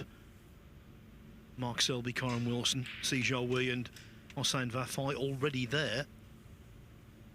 What an addition Trump would be. 8.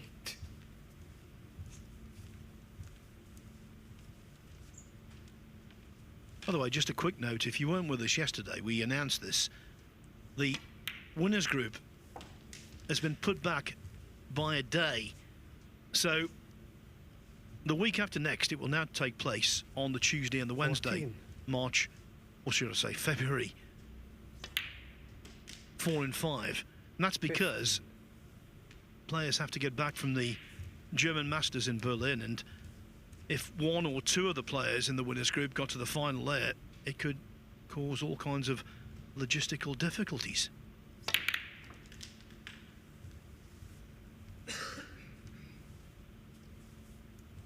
Just seen a difficulty for Jack Jones on table 2. 21. He's missed a box standard blue to allow Matt Selt in.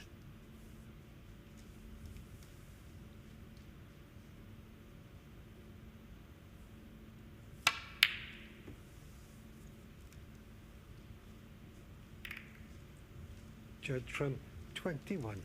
And the difficulty for Trump at the same time was complete surrender of position.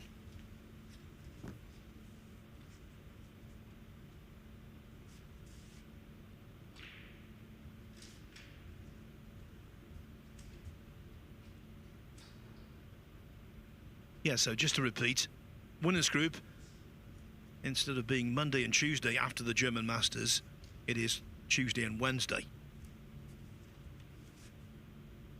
So we finish here with Group 7 on Saturday night. The German Masters in Berlin takes up all of next week, and then we come back to the Mattioli Arena the week after to determine who will be the overall champion.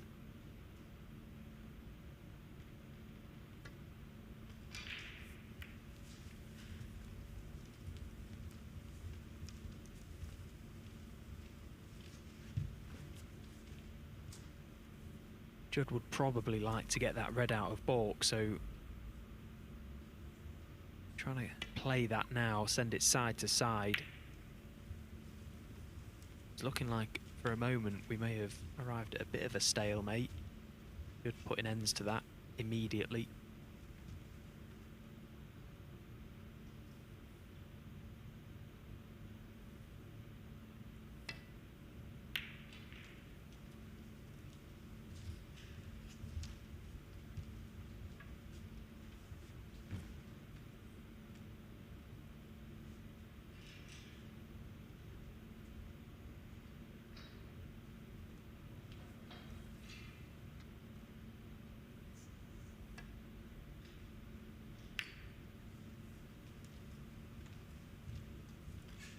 Doing the right thing, not trying to force the issue.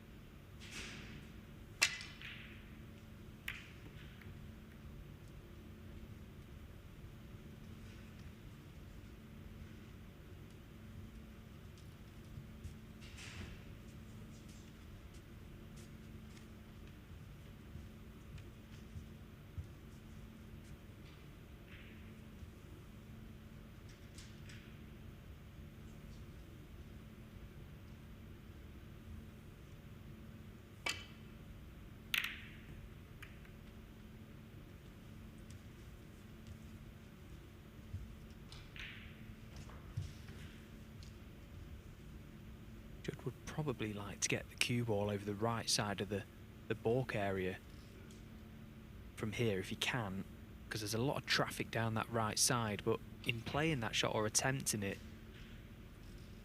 he may lose control over the object ball.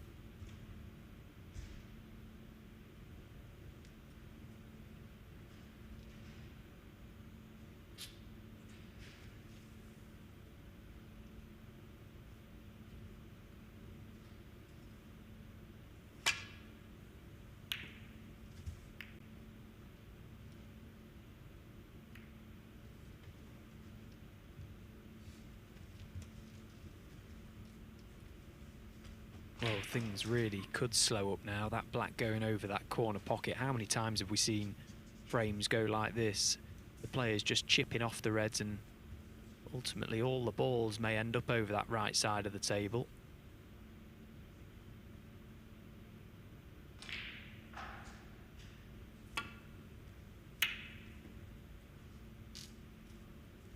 Well, one of the most elongated frames we've seen for a while happened in the ranking championship league the summer before last.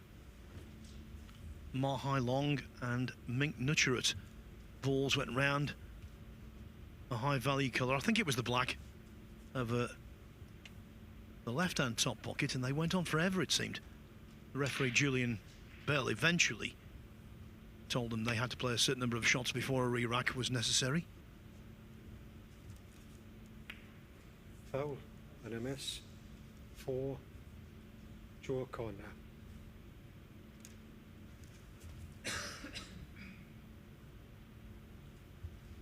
Judd won't mind missing that one that time. Just gives himself a chance to find the line of this shot.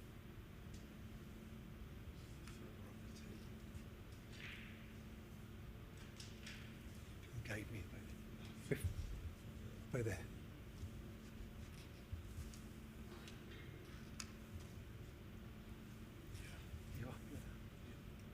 Yeah. Oh, thank you.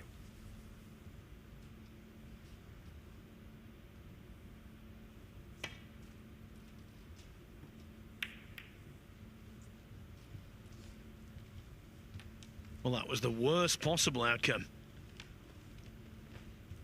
Wanted to just finesse off the red, and he caught it pretty full.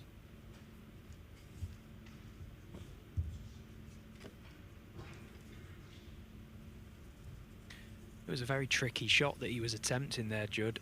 Very, very easy to get wrong. Put a little trace too much side on the ball, and, well, that's the result. Catch the red too thick, so he stuck Joe right in amongst them. Joe would love to clear that black away from that corner pocket as soon as possible.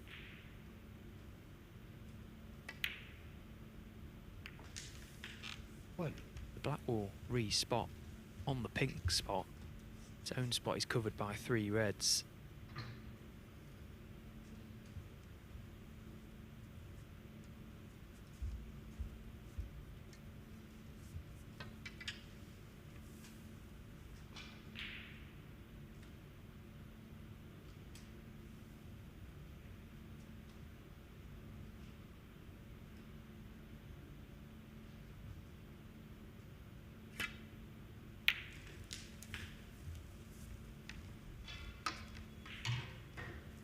I told you that Jack Jones missed quite a simple blue at the start of the third frame against Matthew Selt.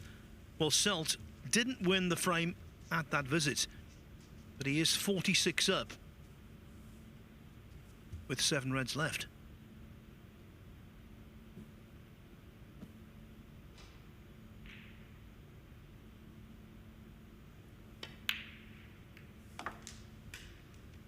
Nine.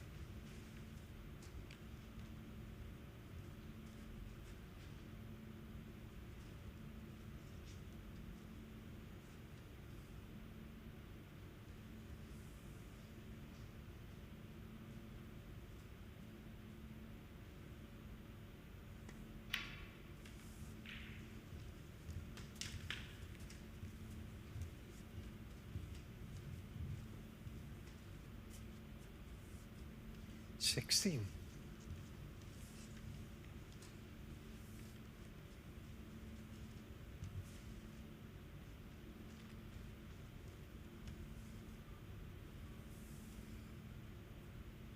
lot of precision is required here for Joe. All the balls are quite tightly congested. 17.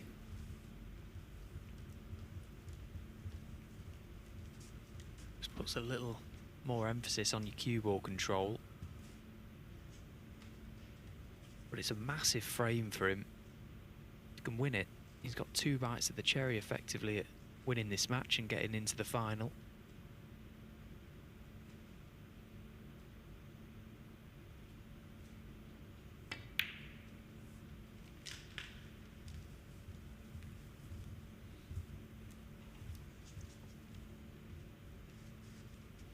Twenty-four.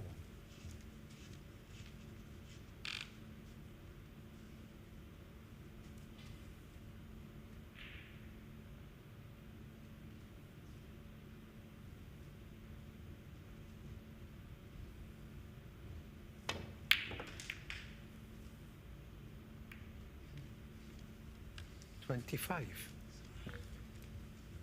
Well, he doesn't just hold his hand up there. He audibly says sorry, and so he should be. Now, that is a cause for apology, because that was a kiss from heaven.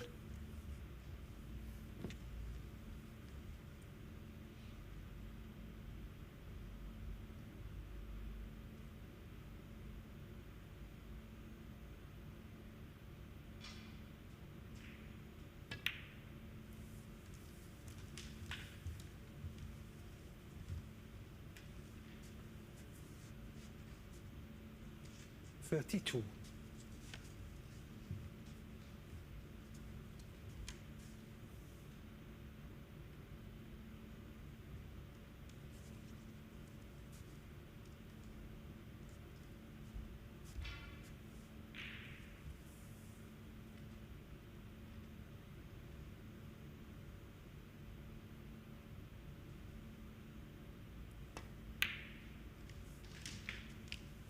33.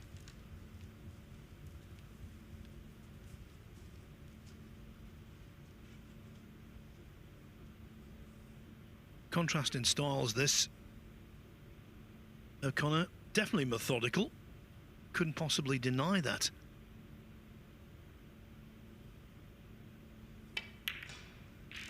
Tremple, natural talent and pizzazz. O'Connor, the slower of the two players. Trump, 39. by far the more successful of the two players. But that doesn't mean to say in a best of 5 frame match the verdict won't go O'Connor's way. He's made of the right stuff as a competitor.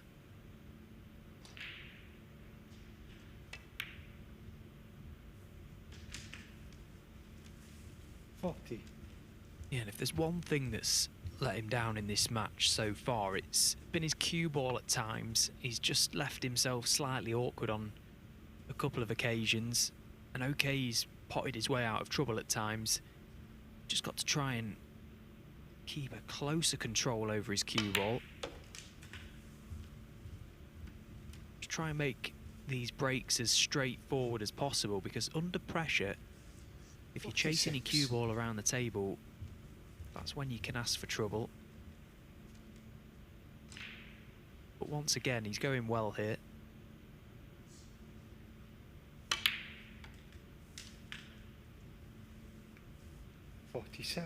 You know, at the end of the day, this game is all about potting balls.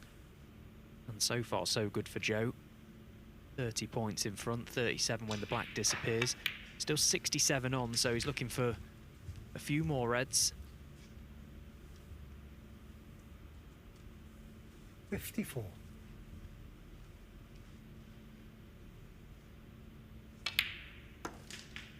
55. Red to middle, followed by the black, and then he wants one more red by the black spot just to make sure that Judd doesn't get back out of his seat.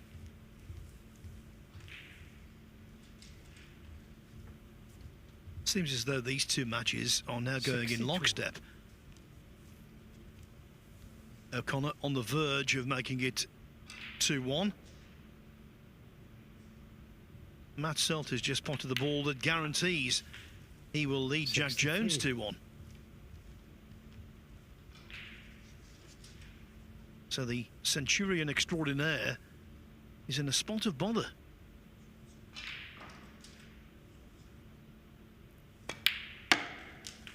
Yeah, what is Matt Selt doing over on table 2? Does he not know that Jack Jones just has to be in the final again? Doesn't seem right. 70.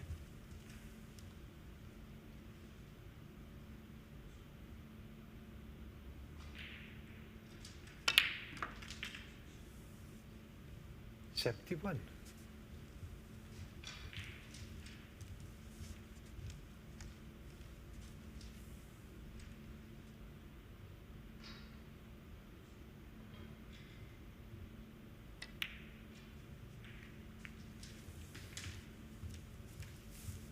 I think the way the group has gone,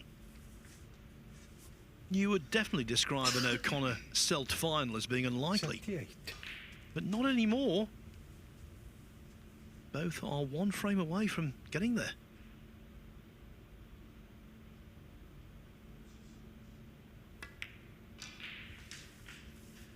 $79.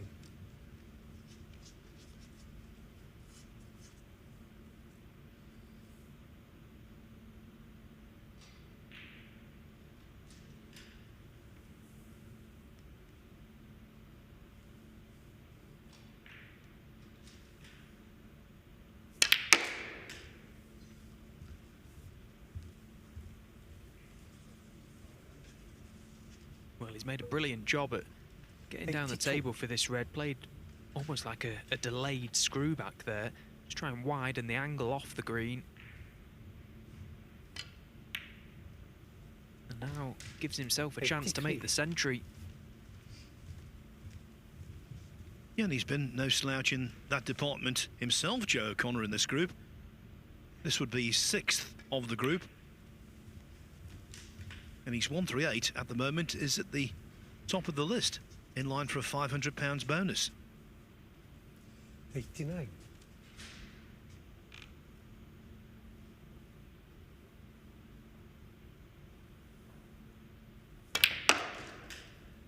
And when you think 81. approximately an hour ago, he wasn't even sure he was going to be surviving in the tournament, this is a real upgrade in fortunes. 94. Yeah, again, worth saying, it probably feels like a free shot, this match for Joe, because of that circumstance. And he's making the most of it so far. 98.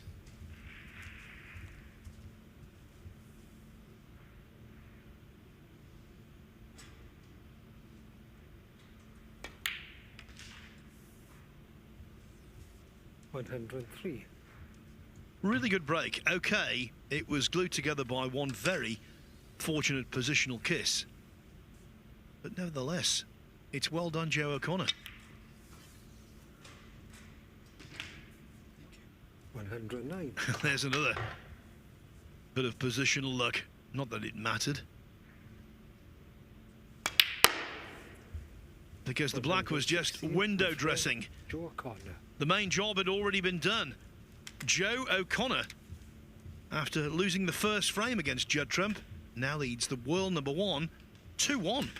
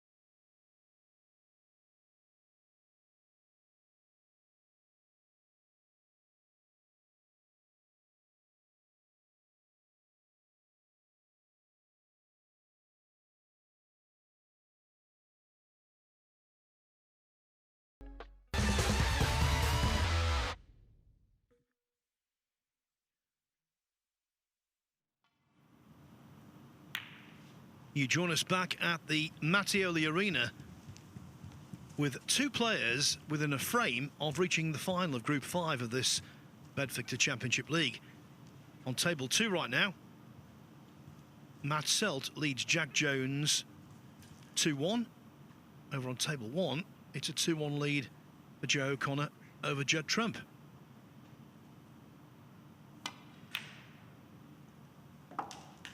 Owen Selt in first in the 4th. A little unlucky to catch the jaw with the cue ball there. That kept it close to the side cushion, but cracking opening pot.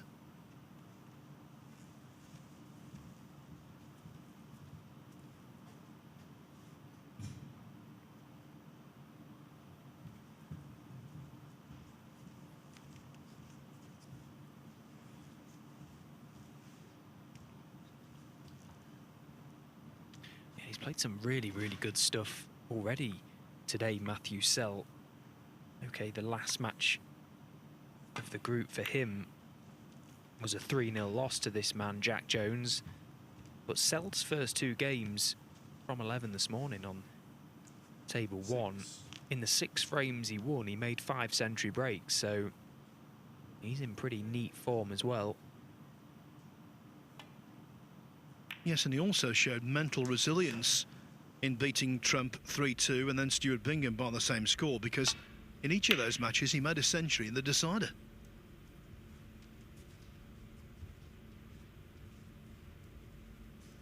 So we'll keep you informed of the progress of Selt and Jones. Now they're back to Joe O'Connor trying to see off this man.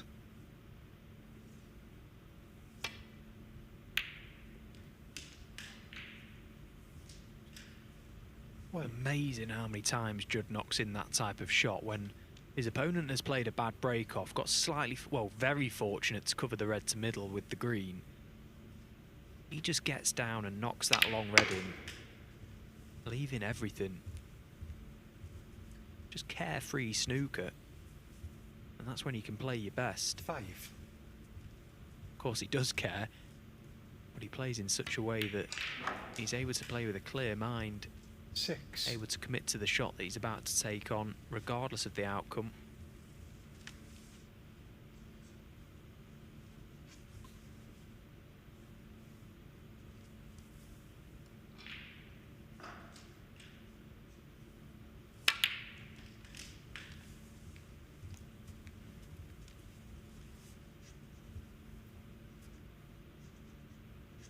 $13.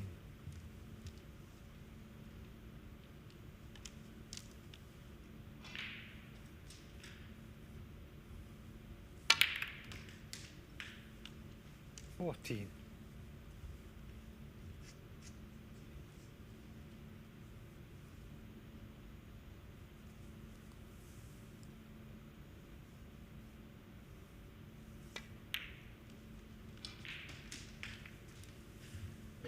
Now that was an example of the pockets being helpful. Maybe that would have stayed out on most tables, but it caught an awful lot of far jaw and still dropped. One thing I love about how Judd Trump goes about break building is he always plays with such controlled aggression. Like the shot to go into the pack that he played it in such a way that he was absolutely guaranteed to have a shot at the black. 29. He was always bringing multiple reds into play. He always plays that shot so well. He never just goes into the reds and the odds aren't in his favour. The odds are always in his favour. That's the key to it.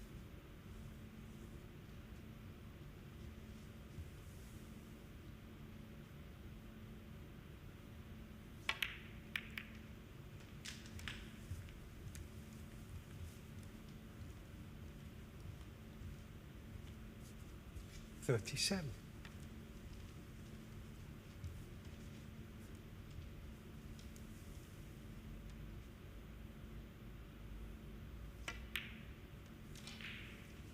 $38.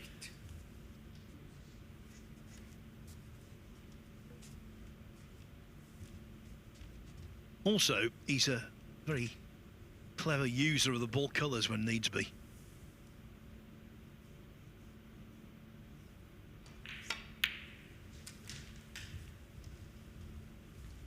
Sees them as a vehicle to keep going. 41. Now, when it comes to being right-handed, I think he has improved over the years. 42. You're not scared when he plays right-handed.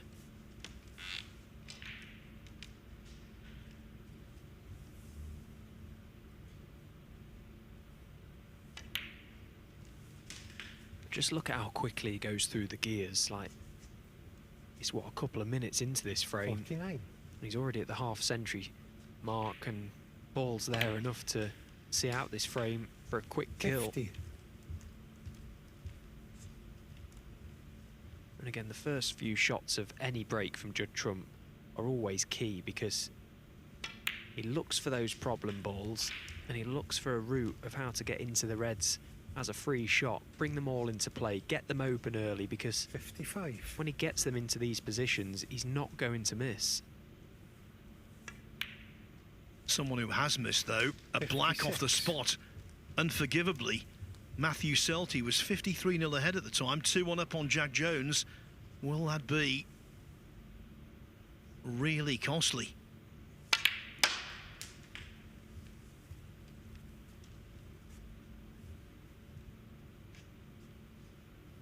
$63.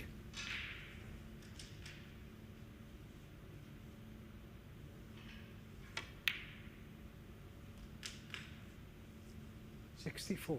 Again, they're another good example of going up for the baulk colours, although this time he's landed awkward. He wasn't lured into trying to stay on the blue. He had too much of an angle on that red, so hedged his bets, and he's gone up for the baulk colour. Now, do these two reds plant to this right corner pocket? That's what he's looking at now. If he takes the green, he's 67 in front, 67 available, so he needs another red. Now, this is when he might be a bit vulnerable right-handed, playing with power. They certainly look close to a plant. They're not dead set. He can certainly 67. make it.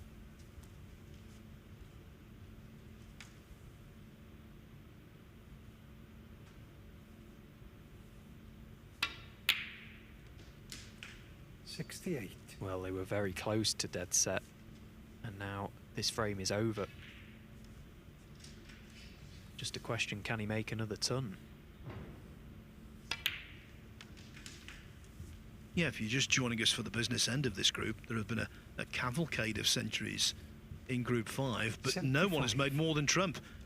If he goes on to three figures here, it would be century number 8 of the group. And perhaps 76. more pertinently, number 57 of the season. Remember, there's that bonus for 100 centuries. So he's getting to the point where he might not be able to lose if he gets to the final. If he wins the final, great, he's in the winners' 83. group. Job done. If he loses in the final, well, tomorrow and Thursday, he's got another opportunity to pad those centuries. 84. The way he started the season, you thought 100 was a realistic possibility. Then the numbers started to dry up. Now, though, it's back on. Would you agree, Stephen? Yeah, it's going to go close, isn't it? But I think it very much depends on 89. what happens tonight. If he wins the group, I don't think he'll make the 100 tons, because he's not in the Welsh Open as well, remember.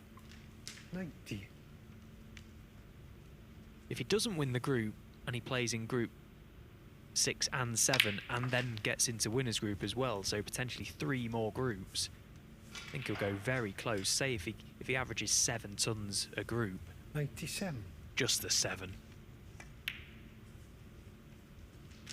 98. Well, that would be nirvana for Trump. If he averages 5, I think he'd be nicely on course. Here's another one coming up.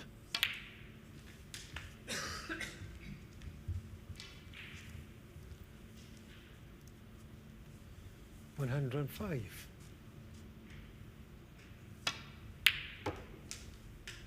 107.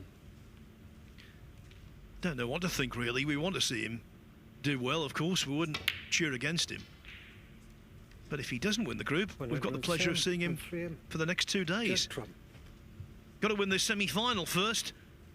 He's now back on level terms. It's all down to a deciding fifth frame.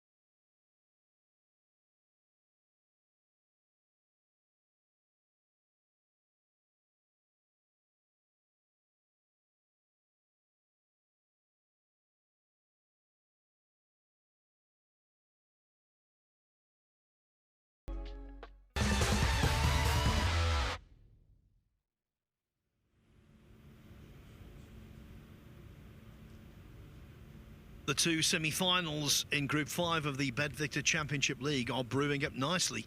On Table 1, we're just about to start the decider. Judd Trump against Tom Ford. As for Table 2... Judd Trump to break. Well, Matthew Selt has now got the chance to win it 3-1 against Jack Jones. The reason being, as I was talking to you there, he doubled the last red in frame 4. He's knocked in the brown. All of the colours are on their spots. He's already 15 to the good. So yellow, green and brown will do to see Selt into the group final.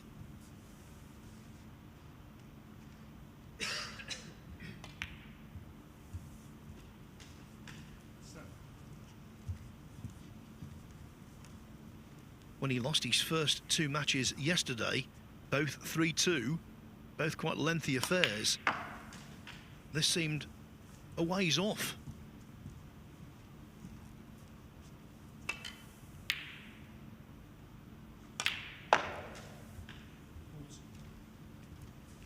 So Jack Jones, his Championship League odyssey will continue on the morrow. 5 groups for him, 4 times beaten in finals, now beaten in the semi-final there, 3-1 by Matthew Selt. So at least Jones has got the chance to increase his already world record number of centuries in the tournament.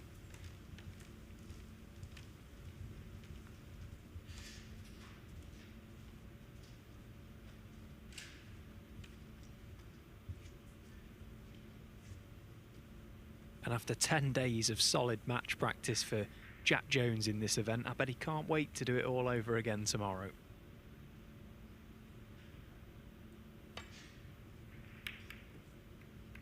Well, I think normally it would be a sickener, wouldn't it, to come so close again and fail. But I think the number of centuries he's made will actually be fuel for him. It will keep him going. It will keep him motivated. I'll be honest as well, I've spoken to Jack. He doesn't see it as a problem coming back for the next group. I think he's very, very happy to, purely down to the fact of how much money he's actually accumulated in this event so far. He sees it as a chance to, you know, rack up that prize money. He's well over the £20,000 for this tournament already. Another group to come. And that's some serious dollar.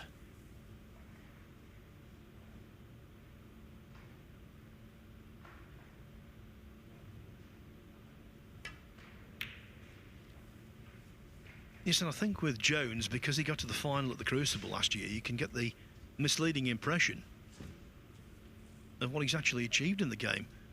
Not gone that deep in that many tournaments. So the money he's earning here, very welcome. Good on him, I say. Good on him.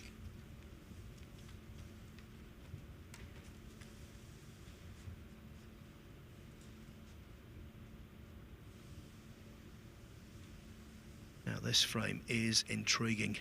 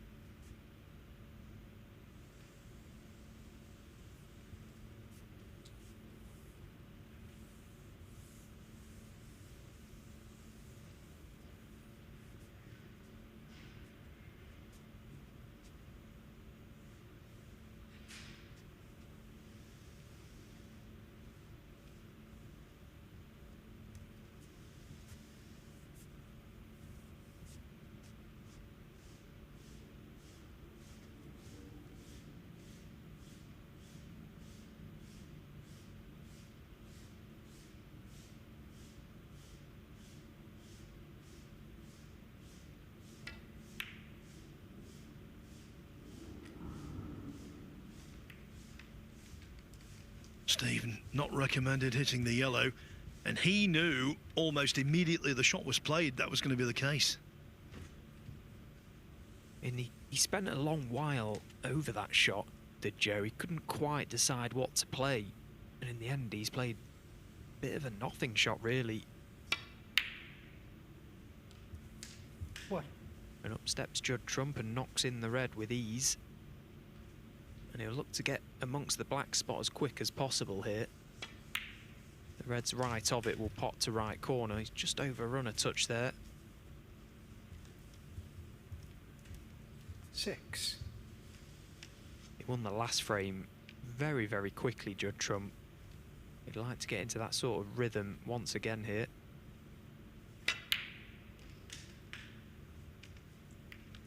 Seven. Well, I cannot believe it. He's played a poor positional shot.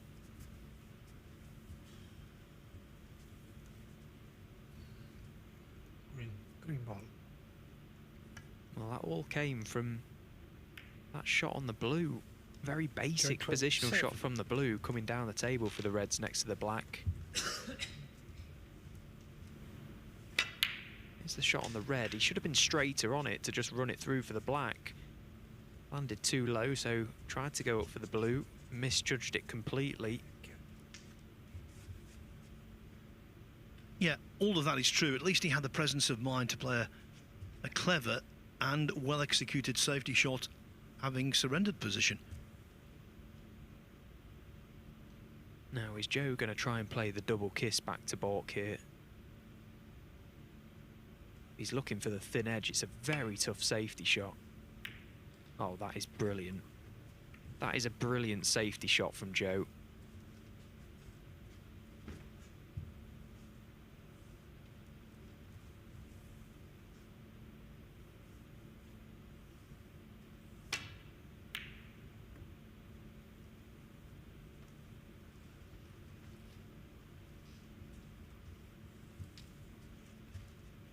And now it's earned him the chance to try and put Judd in trouble. That is a big target behind that yellow and brown. Judd wasn't able to find that area of the table, so now Joe has the chance.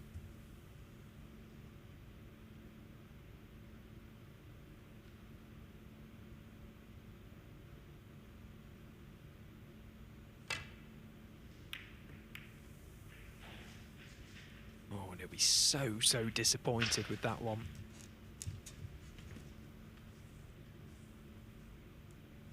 Not the fact that he didn't get the cue ball over. The fact he's pushed this red near the corner pocket. So once again, Judd gets down and knocks it in with ease.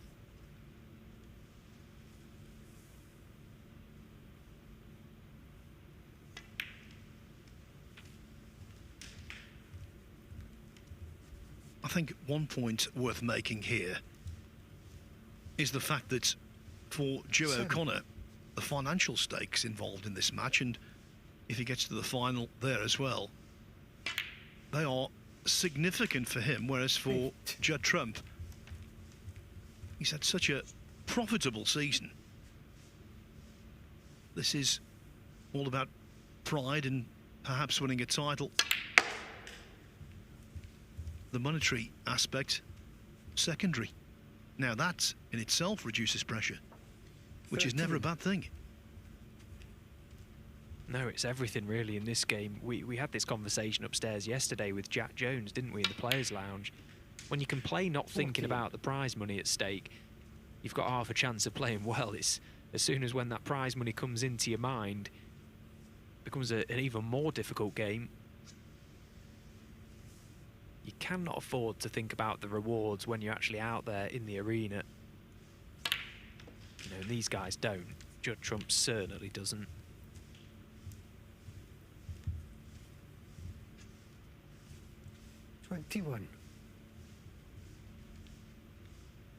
Now he played for a gap there as he found it.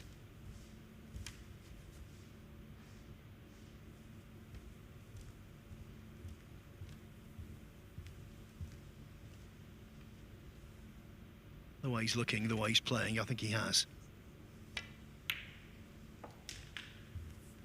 22.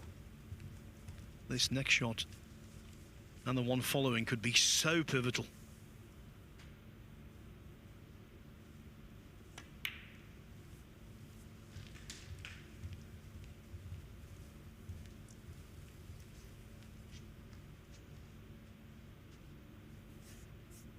Yeah, he's got to get into that pack now.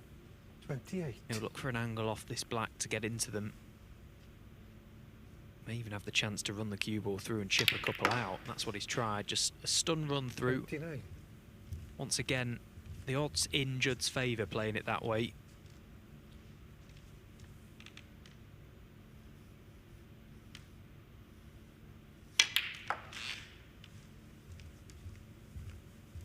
And Joe will be so disappointed sat in his chair watching on because it was such a poor safety shot to push the red over the corner pocket. Well, that's rule number one at any level. Just caught it too thin, just couldn't quite control the red and left Judd the chance to knock it in.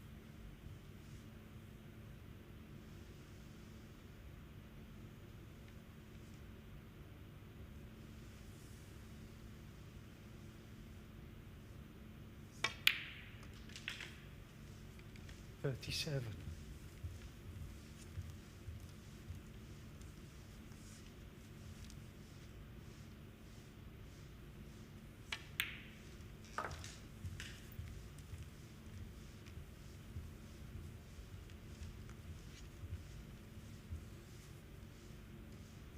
$43.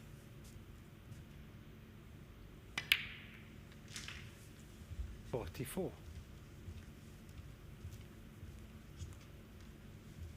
Just left himself slightly short.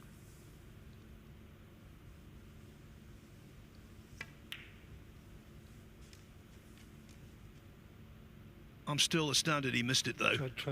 Still astounded he missed it, especially at that pace. He played it like that, of course, for positional reasons, but also knowing full well that the black would stay over the pocket and block any attacking shot from O'Connor, but that one came out of the blue. Yeah, and I think he surprised himself there, Judd, missing that red. Sorry, that black. Although we've seen them drop, haven't we? 44. That sort of pace. We'd missed it. It's as simple as that. It shouldn't have gone in. Well, it offers a glimmer of hope to Joe O'Connor.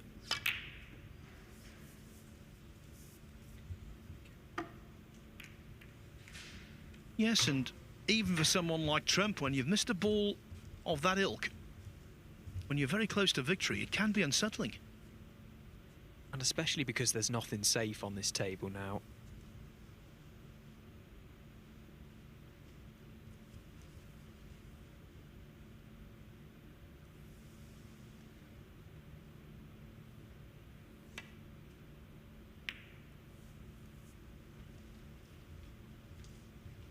Well, I can tell you this, if all of the reds congregate around that black, Judd Trump will not want a re-rack.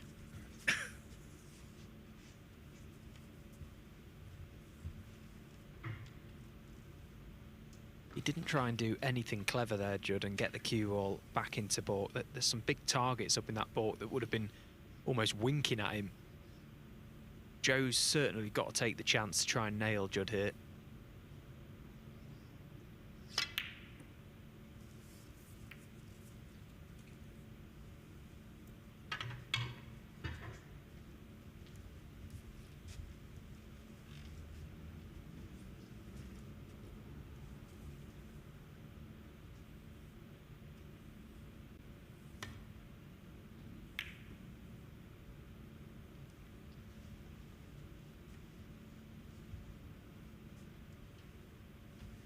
Well weighted.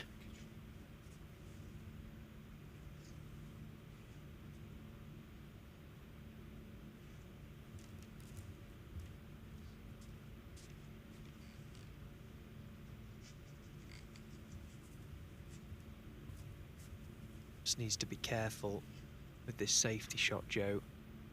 Not sure, can he see anything left side of the blue? Don't think so. Although he may can come cushion first and try and glance off one on the way back. If he plays off the reds far right of the table, he's got to be careful of the contact. Doesn't want to push one over the left corner pocket.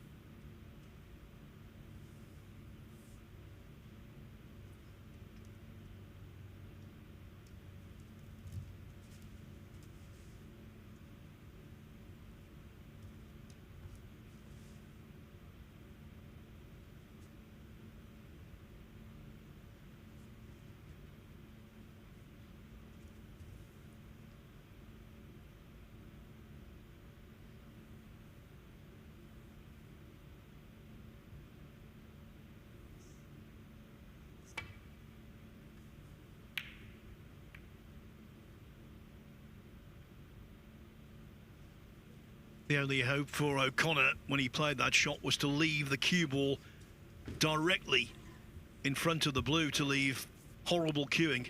That's not the case.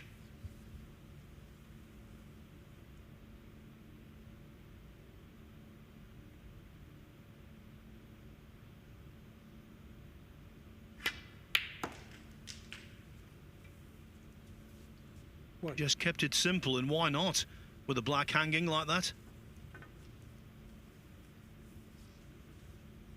Yeah, he just needs to control the cue ball here. The black will spot on its own spot and then tie up that red. The obvious reds to play for are the reds by the pink spot. Just needs to bounce his cue ball, play for them to the middle pocket, probably. Yeah, he struck it to perfection. And if you can do that and you've got the power to do it, take the cushions out of the equation, take the jaws out of the equation, take the 8, unpredictable reaction out of the equation. 9. So, Stephen, he's pretty much there. Yeah, so it's Matt Selt taking on Judd Trump for a place in the winners group. 14. And if their match earlier is anything to go by, we're in for an absolute treat.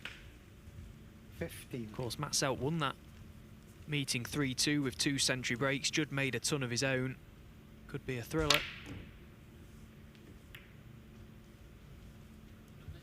Judd Trump. 15. Yes, they're good mates. We had dinner with them, didn't we, earlier on? Now it's food for thought in terms of who will win the BetVictor Championship League Group 5. Joe O'Connor, I think in many respects, glad to be in the semi-finals. He will come back for another crack tomorrow for Group 6. As for the final here, though, David Hendon and Stephen Horworth will take you through a meeting between Judd Trump and Matthew Selt that's coming up in around 5 minutes' time.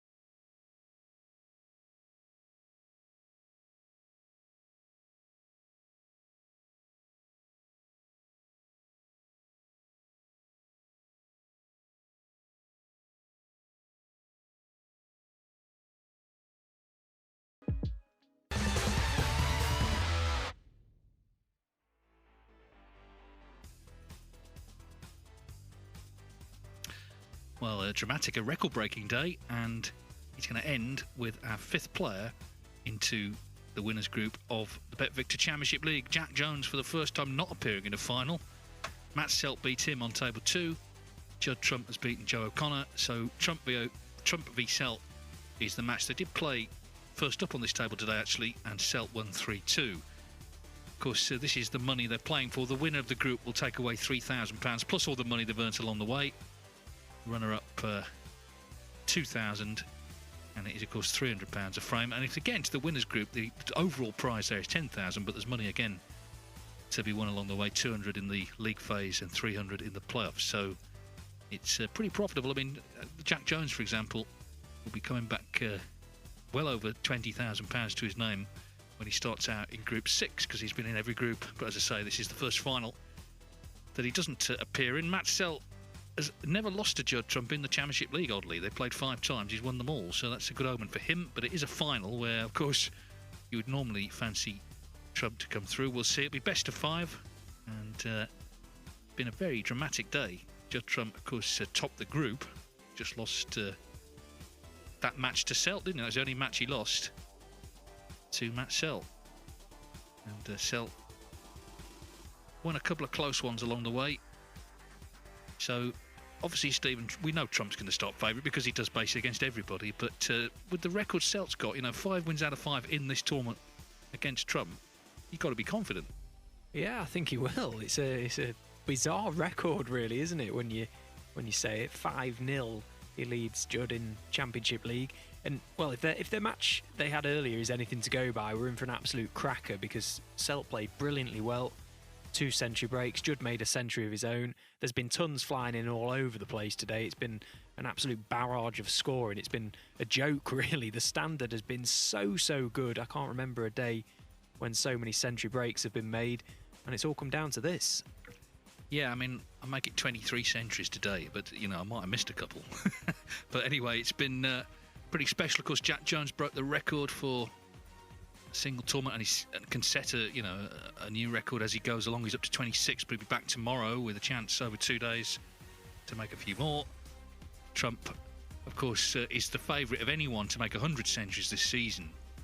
And, well, if he made a few more in this event, I mean, he's guaranteed at least another group, isn't he? Even if he doesn't win tonight, be back tomorrow. If not, he's in the winners group. And who knows? He's on 57 at the minute. Seems a long way to go, but, well, after the couple of days we've had here, we could have plenty more in this final. Of course, Trump and Joe O'Connor earlier in their group match, they had a century in all of the 5 frames. Anyway, it's all on this this match, to decide who's going to beat the Group 5 winner. Judd Trump against Matt Selt. First frame. They know each other well, these two, because Trump for a long time lived down in Essex, where, of course, Selt's from, so they would have practiced together.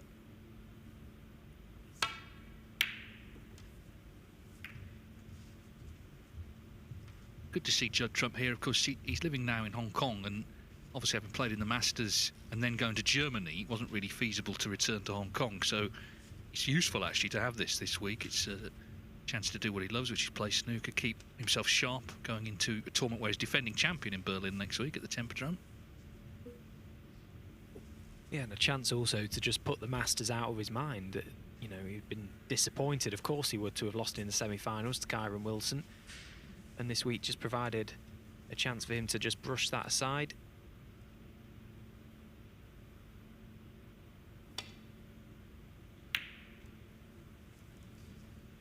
Yeah, he was brilliant in the quarterfinals, Trump, last week, but couldn't quite replicate that against Wilson. Maybe it's a different dynamic against him because they've got this rivalry going on.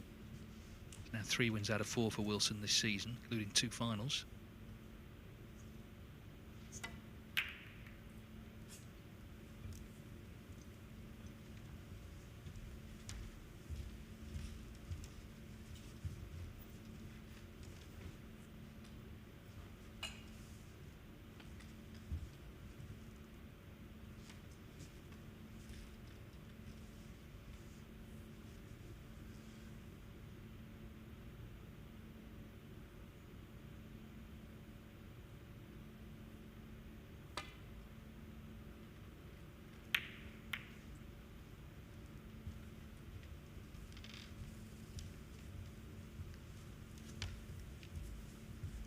was up very quick off that one.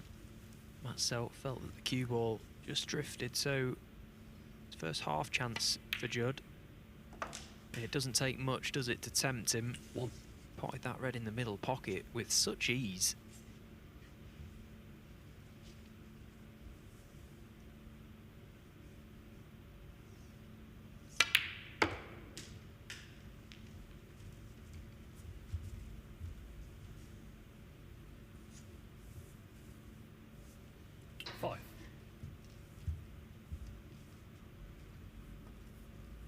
Yes, I mean, he doesn't have to worry about using this to get in the Champion of Champions. He's already, of course, won the UK Championship, which will get him in, see, next season. But I think all these guys, and it's certainly true of Trump, they're just so competitive. They just want to win every time they play.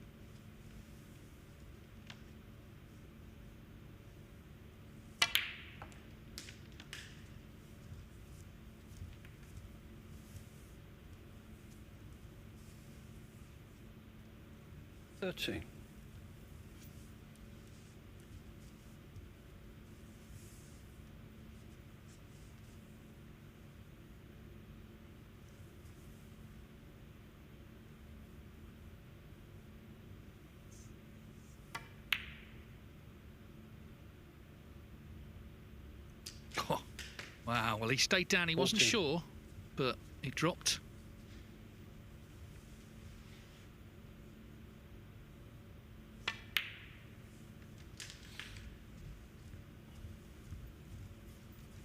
Yeah, it's 100,000 for the first player to get to 100 centuries this season. That's, you know, presupposes there'll be more than one. I suspect there won't. If anyone's going to do it, it's the man at the table, but needs to kind of get a wriggle on, because 57 as it stands. There are a lot of tournaments left, but 21. It's not in the Welsh Open, for example, and you can't just summon up centuries, you know, with the click of your fingers. So I think the worst scenario in some way would be to go to the Crucible on sort of 95 and have all the pressure. There's already enough there without having to think about that as well. Meanwhile, that's gone wrong, that shot. 28. Yeah, so what events has he got left? He's got the German, he's got China, and all the Player Series, and then the Worlds. So, yeah, I suppose he could go close. If he wins this group and he's got winners 29. group as well. If he doesn't, he's got another group. Yeah, it's not impossible. You just have to be obviously making them in all the events. Meanwhile, he did cut that red in. I thought it was a bit thin, but Judd had other ideas. Everything's going in. Doesn't matter where they are on the table. Well, those last two shots were brilliant. Just got down so 31. nonchalantly and just knocked them in as if they were over the pockets. I think it's an interesting one because he wants to win clearly, but it wouldn't be the worst thing to come back tomorrow either for the next group. So it's not like he's desperately under it to win the match. Well, in fact, he's missed that, and you could argue that was easier than the last 31. couple. So 31, he breaks down. Matt Selt is a great chance, of course, to get into the winners group where the money goes up, and for him, you know, this is a realistic chance, Selt, to get in the Champion of Champions. That would be a massive thing for him to qualify through this tournament.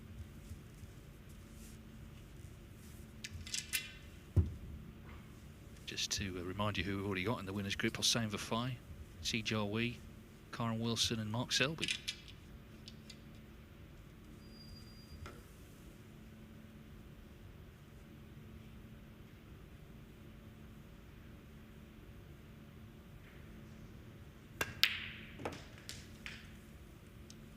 One.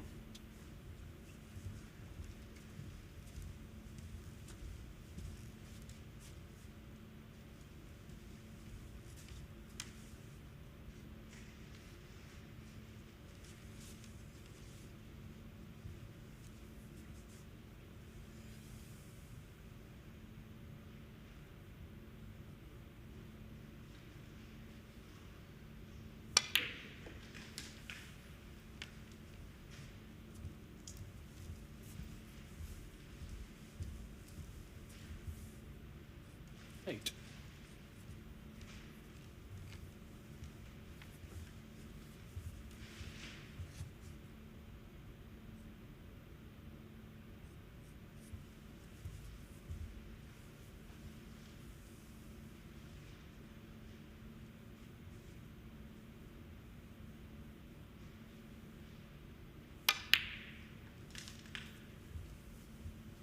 Nine. That's a good pot from Matt. He was stretching a little touch there. The reds by the pink will all need tending to at some point. Got the one red just right of it that he can play for here. Is that noise? Can't have a word like that. 13. Well, he just bothered about some external noise, I think. Referee just going off to investigate. Excuse me, mate. Excuse me.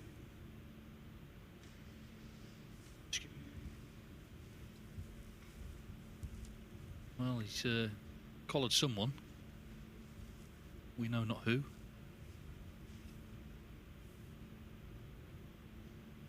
Cheers, mate. Well, it seems all is well again.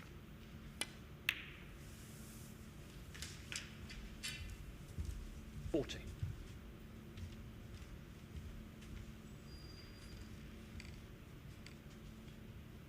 He's not got the greatest angle on this black to get into those reds.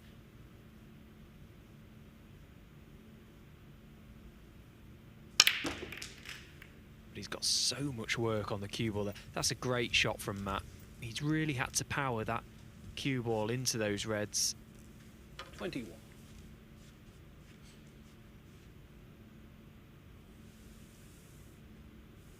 Produced such a long backswing there just to try and generate as much speed through the ball as he could. 22. Watch his cue here, Matt. Comes right back to the hand. Generate as much acceleration through the ball as possible. Try and get the reds moving. He got them all moving. Great shot.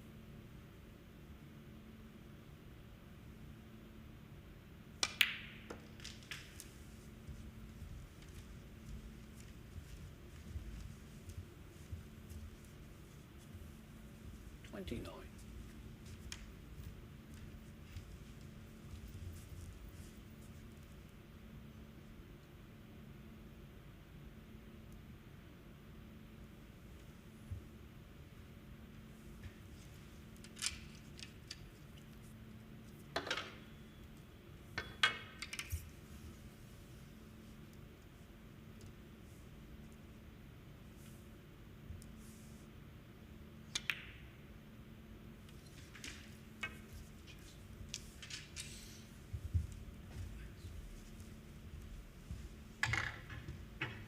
$30.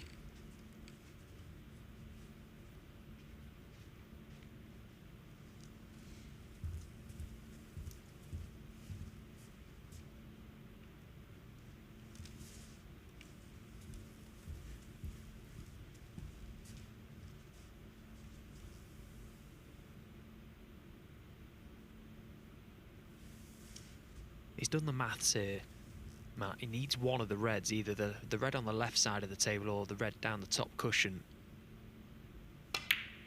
as well as the three reds beneath the pink.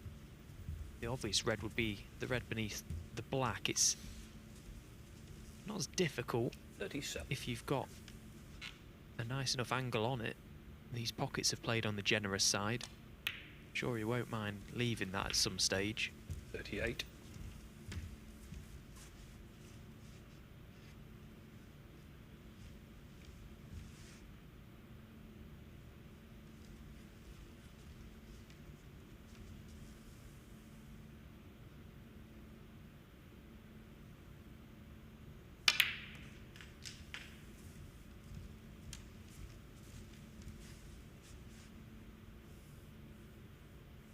$45.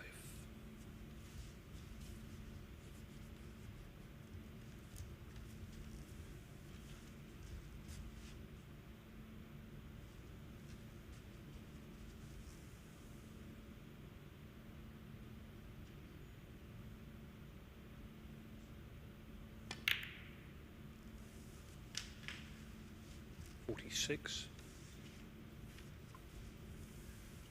Trump was first in, broke down on 31. He did actually well to get that far. He had to pull off a couple of recovery pots, but eventually missed.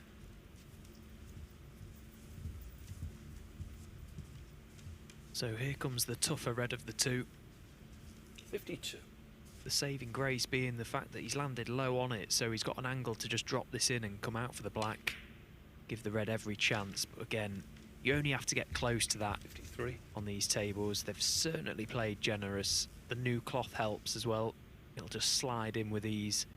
Caught the cushion there, Matt, and the red still went in.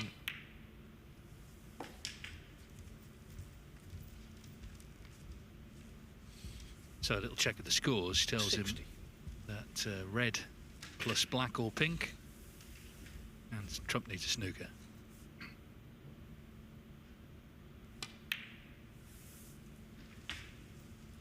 $61.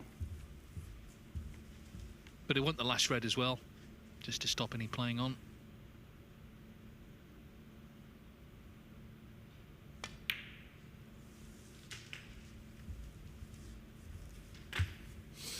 He'll also want the ton as well now, Matt. Frames one. Still the chance of a century. 67.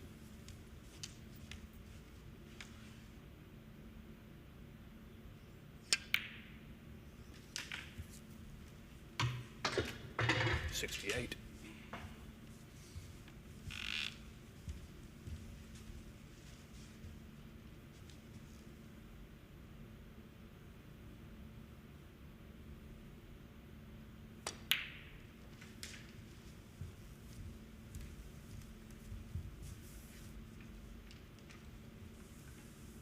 $75.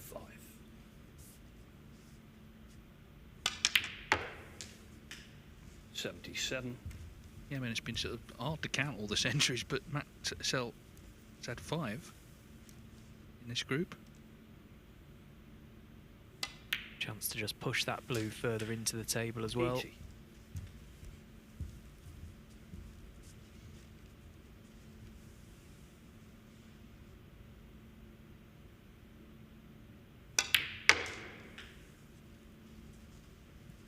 $84.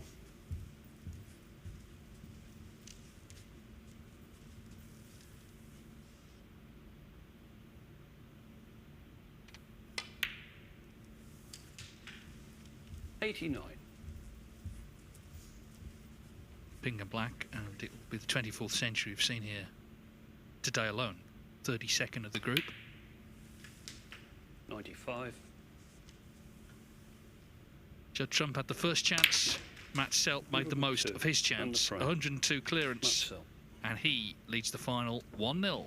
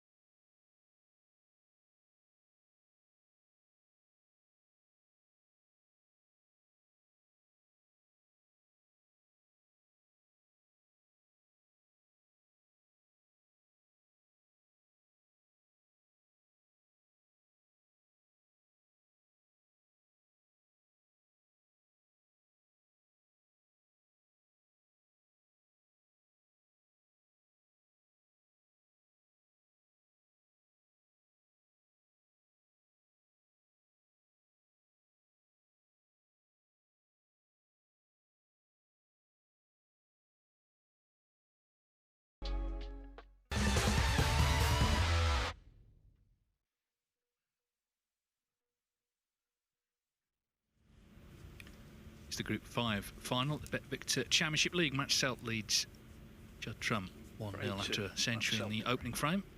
Best of 5, first of 3 to join the winners group tonight.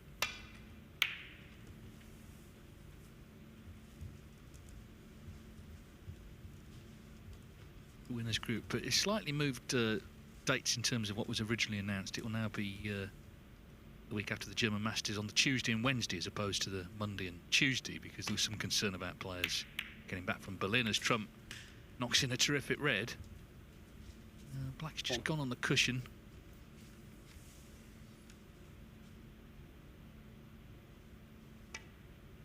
Oh, he can still cut it in. Wow. That just goes to show what the players think about the conditions. They've noticed that the pockets are playing generous. Just never even gave that a second thought. That black looks safe from where we were sitting. 9.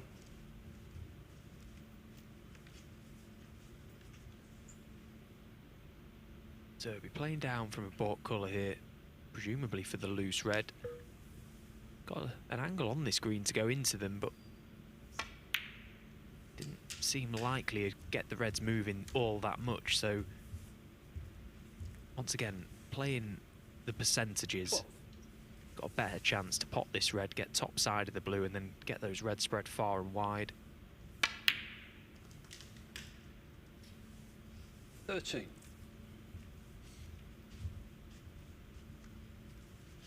Got two options here. You can go direct, or could use two cushions, top of the white. He's going direct. He needs to hit the pink fullish, and he hasn't. He's just glanced off it. He can still pot a red into this left corner, but it's very, very thin now.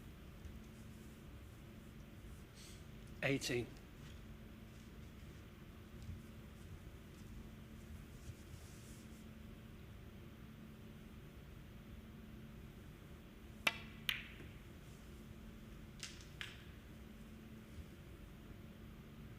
Well, what about that for 19. a shot?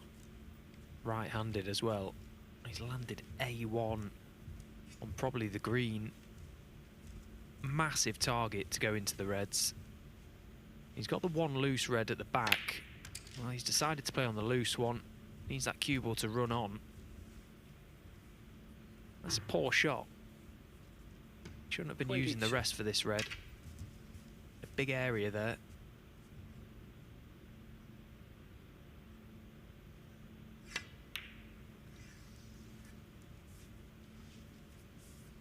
Should trump 22. Well, it's been very open from Trump, and of course he's good enough to pot anything, but he has left this red on.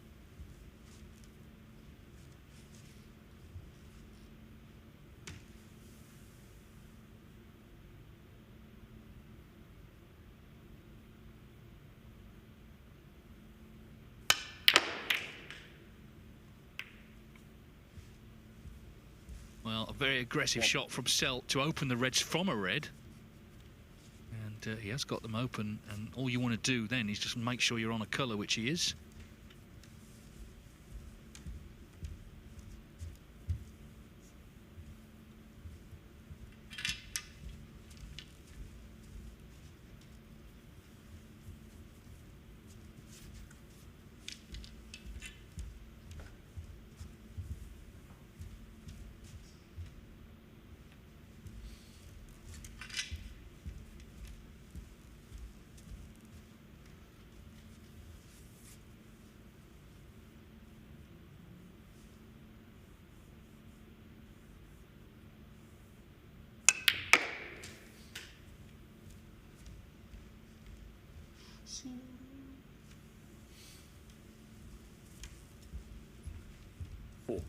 Well, that little appeal to the cue will obviously work, because it stopped in time for this red to left corner. This is a great chance. I mean, he's just made a century.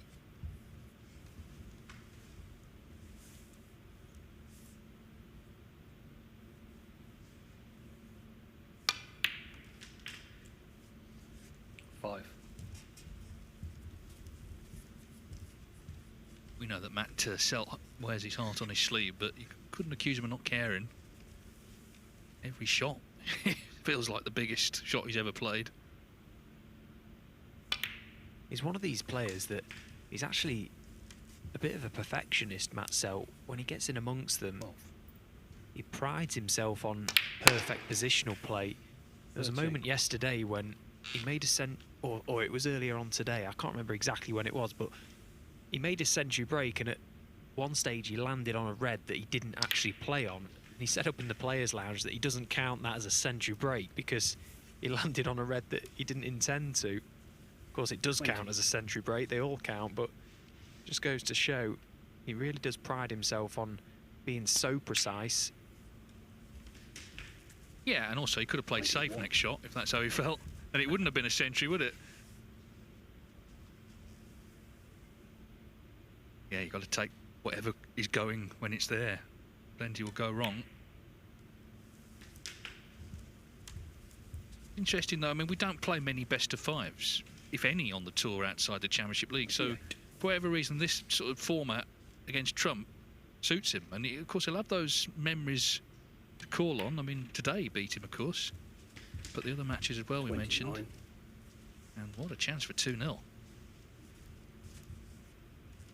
I think the format of this event, the fact that it starts off as a group phase and you have a number of matches to get through before you come into the playoffs, it just adds a much more relaxed feeling to the event, which in turn allows the players to just play as if they was on the practice table. But also, Judd Trump, will be the 5th player this year to top the group pretty decisively and still not win it.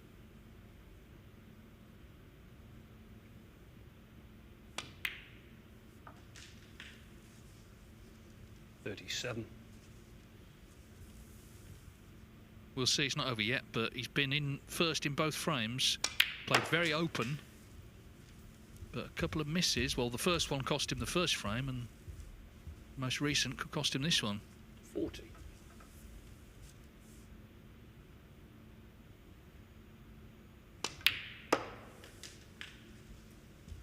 $41.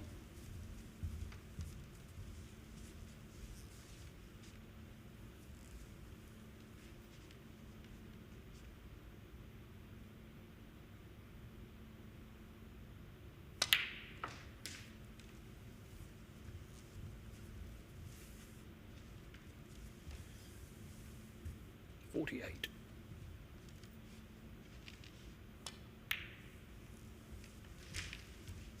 $49.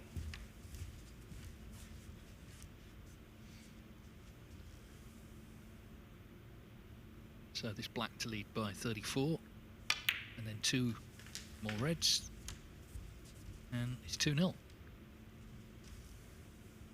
56.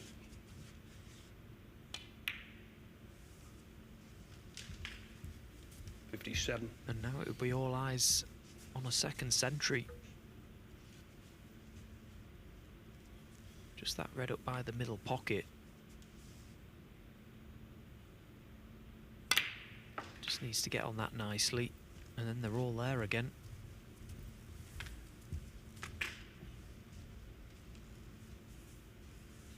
$64.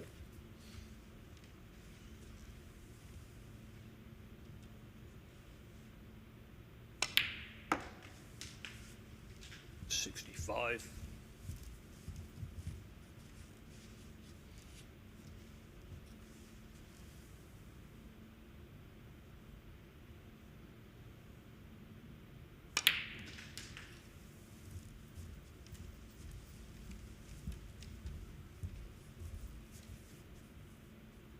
$72. Well, the frame is well and truly won, so you can give the century his full attention. There's no doubt when Matt Selt gets in that zone, you know, it's very hard to knock out of it. His concentration is absolute. The only thing is sometimes he just needs to just cool himself down a little bit, but this has been an excellent start.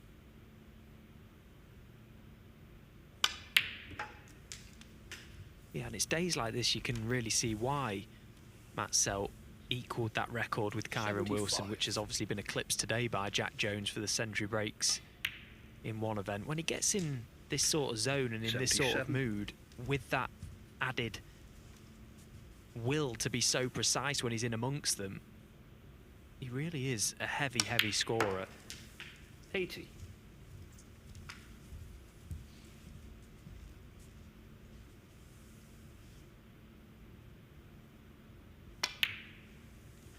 84. Well, he's won 5 frames against Judd Trump today, and in 4 of them, it's looking like 89. he's going to have made century breaks if he pots this pink and black.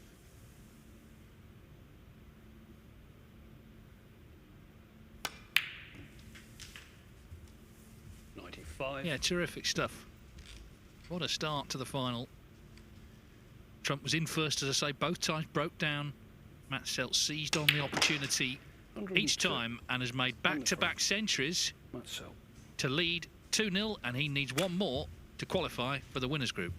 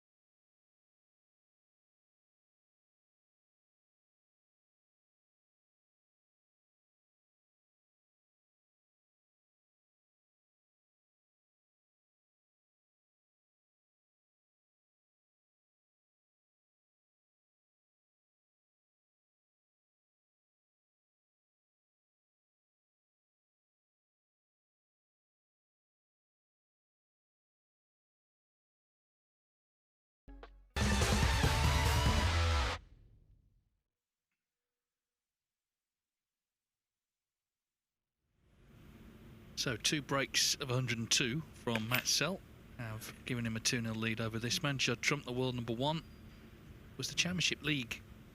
This invitational version was his breakthrough, really, as a player. In 2009, he won it. First victory in a tournament against the other top players. He beat Mark Selby in the final. Of course, he was only, would have been 19 then. Very young, but showing the other top players that he could join them in those ranks. And, of course, now he's overtaken them all. He's #1 in the world by some distance, but he's in trouble in this final of Group 5 because Selt leads 2-0. He's played very loose so far in this final, hasn't he, Judd? He's taken a couple on that he's not given all that much thought to. Let Matt in. Okay, Matt's had to stand up and take them, and he's taken them brilliantly. Back-to-back tons. You can't ask for much more than that, and that is another superb long red. Yeah, and already the reds are actually nicely open, aren't they? So it's only probably 1 ball, but this is already a chance to win the match from what we've seen so far. Worth seeing the pot again. Deadly.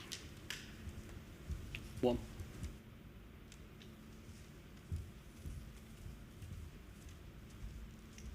Well, he's got an option here, Matt. He's looking at somewhere where he's just pointing his finger. That's the exact point he's telling himself he wants to land on. He's got a big area to land over there. He's got reds left of the pink that will go. Okay, he'll be a little further away from them, but, well, from the way he's queued so far in this final, this is like a walk in the park for him. 8.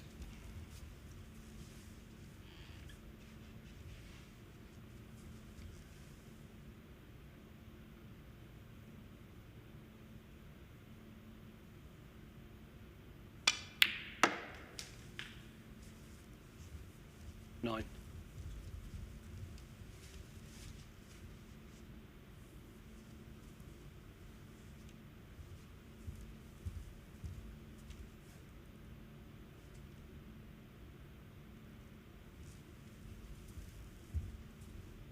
In a strange way as well, the fact that he's made 2 century breaks in this final already, it might just focus the mind that little bit more.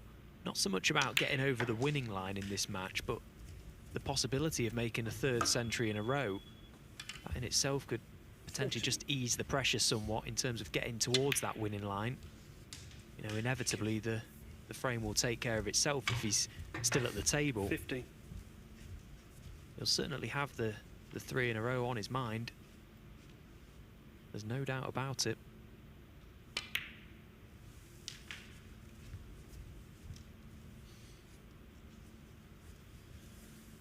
It's mad that we even mention things like that now, isn't it? They're making a mockery of the game. The scoring has just been ridiculous today. I think we'll have to get rid of a couple of pockets. Just have 4 pockets. 23.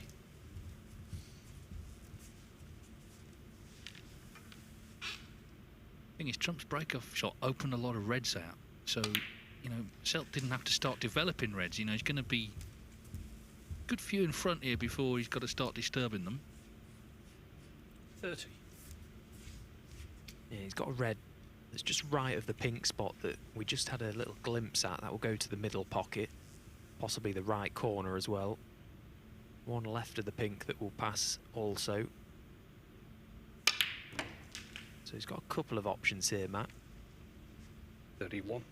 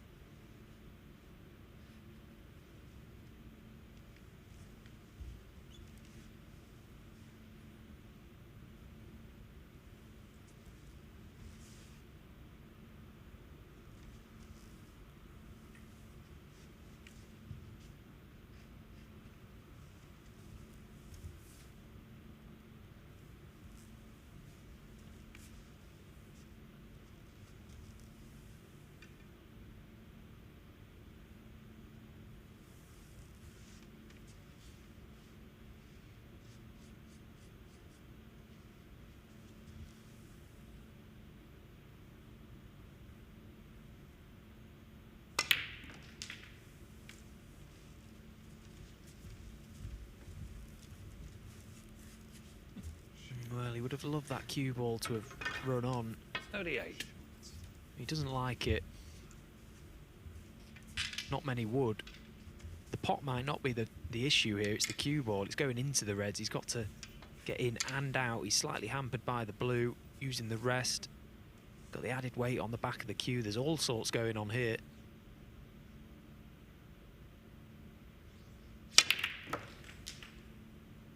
Well, it's a great pot, but look at where he's landed. And look at the reds.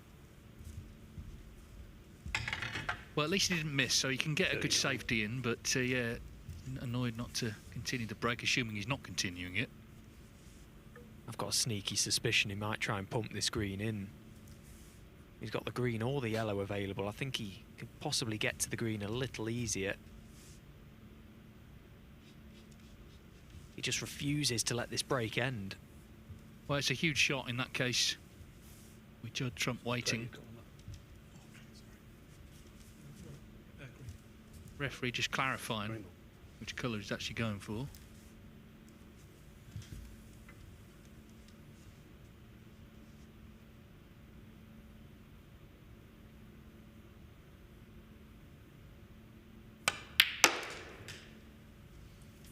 Well, every credit. He deserves to be on something here, and he is. What a shot from Matt Selt. That almost feels like a match winner. 42. Well, you just can't strike a ball any cleaner than this. What a brilliant piece of cueing. Very brave shot to take on. He's leaving the world for Judd. Look at where he's landed. Brilliant shot. So now it's about just trying to keep a bit of control for the next few minutes, and it'll be not only victory, but an emphatic one over the world number one. And I do think, as I said earlier, you know, the carrot of the champion of champions is definitely something for Selt. Trump's going to be there anyway. UK Championship, there'll probably be other victories before next year's event, but for Selt, it's a a way in that doesn't depend on winning a big tournament, which obviously are very tough to win. He's won the Indian Open in the past, but to win ranking events, you've got to get past 48. the likes of Trump and many others. This is a chance to get in the winners group with that prize in the background. And if he carries on like this, he'll do some 49. damage in that winners group. I mean, if you just base all the players on performance alone today, I think Matt has been the standout player all day. Right from shot one in his first match against Judd Trump, he just looked like he was on it. 55. Played brilliantly well. He's been the best player today, there's no doubt about it. 56. And he's looking like he's going to brush Judd Trump aside here with ease.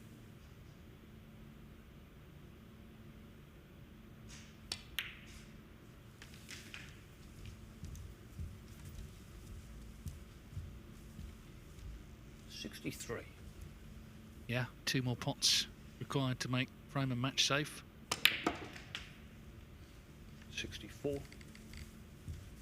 Comprehensive. I mean, Trump's only broken off in this frame, and he just missed a ball in each of the first 2. And Matt Selt has gone on a scoring rampage. It could be 3 centuries to win it. 71. Yeah, you could see just as he potted 72. that black, he just sort of mouthed something to himself, and I think it was just to say, come on, don't drop your focus now, you're over the winning line, let's keep your head on, 71. try and make this ton.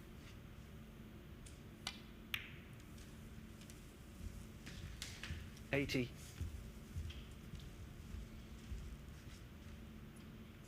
Just needs to get over and behind those 2 reds. He's got the chance to play that here if he wishes.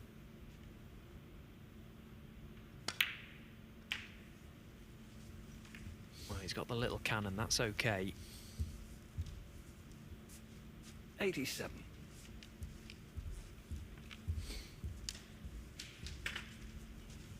Now the 2 reds in open play with high value colours will be enough for the ton. Then he can worry about that one close to the side cushion now. 88. What a display this has been from Matt.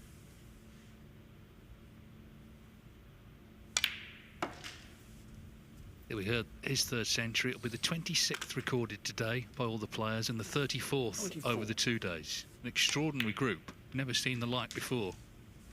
95. And this black is for the ton. Not only victorious, but victorious in style.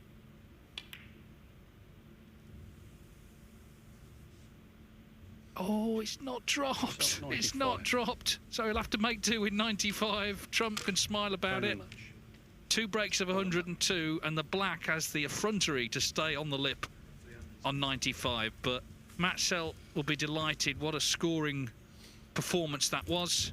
He dominates the Group 5 final, and he advances to the winners group, beating Judd Trump, the world #1, by 3 frames to 0. Well, the black, I don't know how that didn't drop, but it didn't. And, well, they're all smiles. Judd Trump, of course, he can come back tomorrow for Group 6. We look forward to seeing him then. And Matt Selt will come back in a couple of weeks' time to join Hussain Fafai, Sijal Wee, Karen Wilson and Mark Selby. And, of course, 2 more players and only 2 more opportunities now to seal a place in the winners group. We will hear from Matt shortly. Just a reminder, tomorrow the players coming in, Jack Lazowski, Dave Gilbert and Noppen Senkarm, so 3 quality players. Of course, Trump will be here, as will Jack Jones, Joe O'Connor and Tom Ford returning from this group. Yeah, it was disappointed, obviously, not doing it with 3 centuries, but I think you've got to take the positives from that. You know, he did not put a foot wrong in that match. I mean, just every chance he got, and there are only 3 of them, he took them out superbly.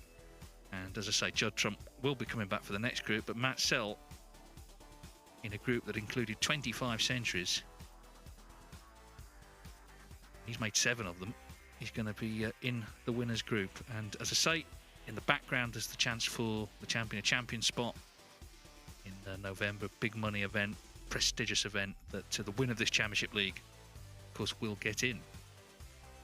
So I think we'll remember this group for some time. And we look forward to tomorrow. But don't go anywhere, because we're just waiting, getting Matt in place for our interview.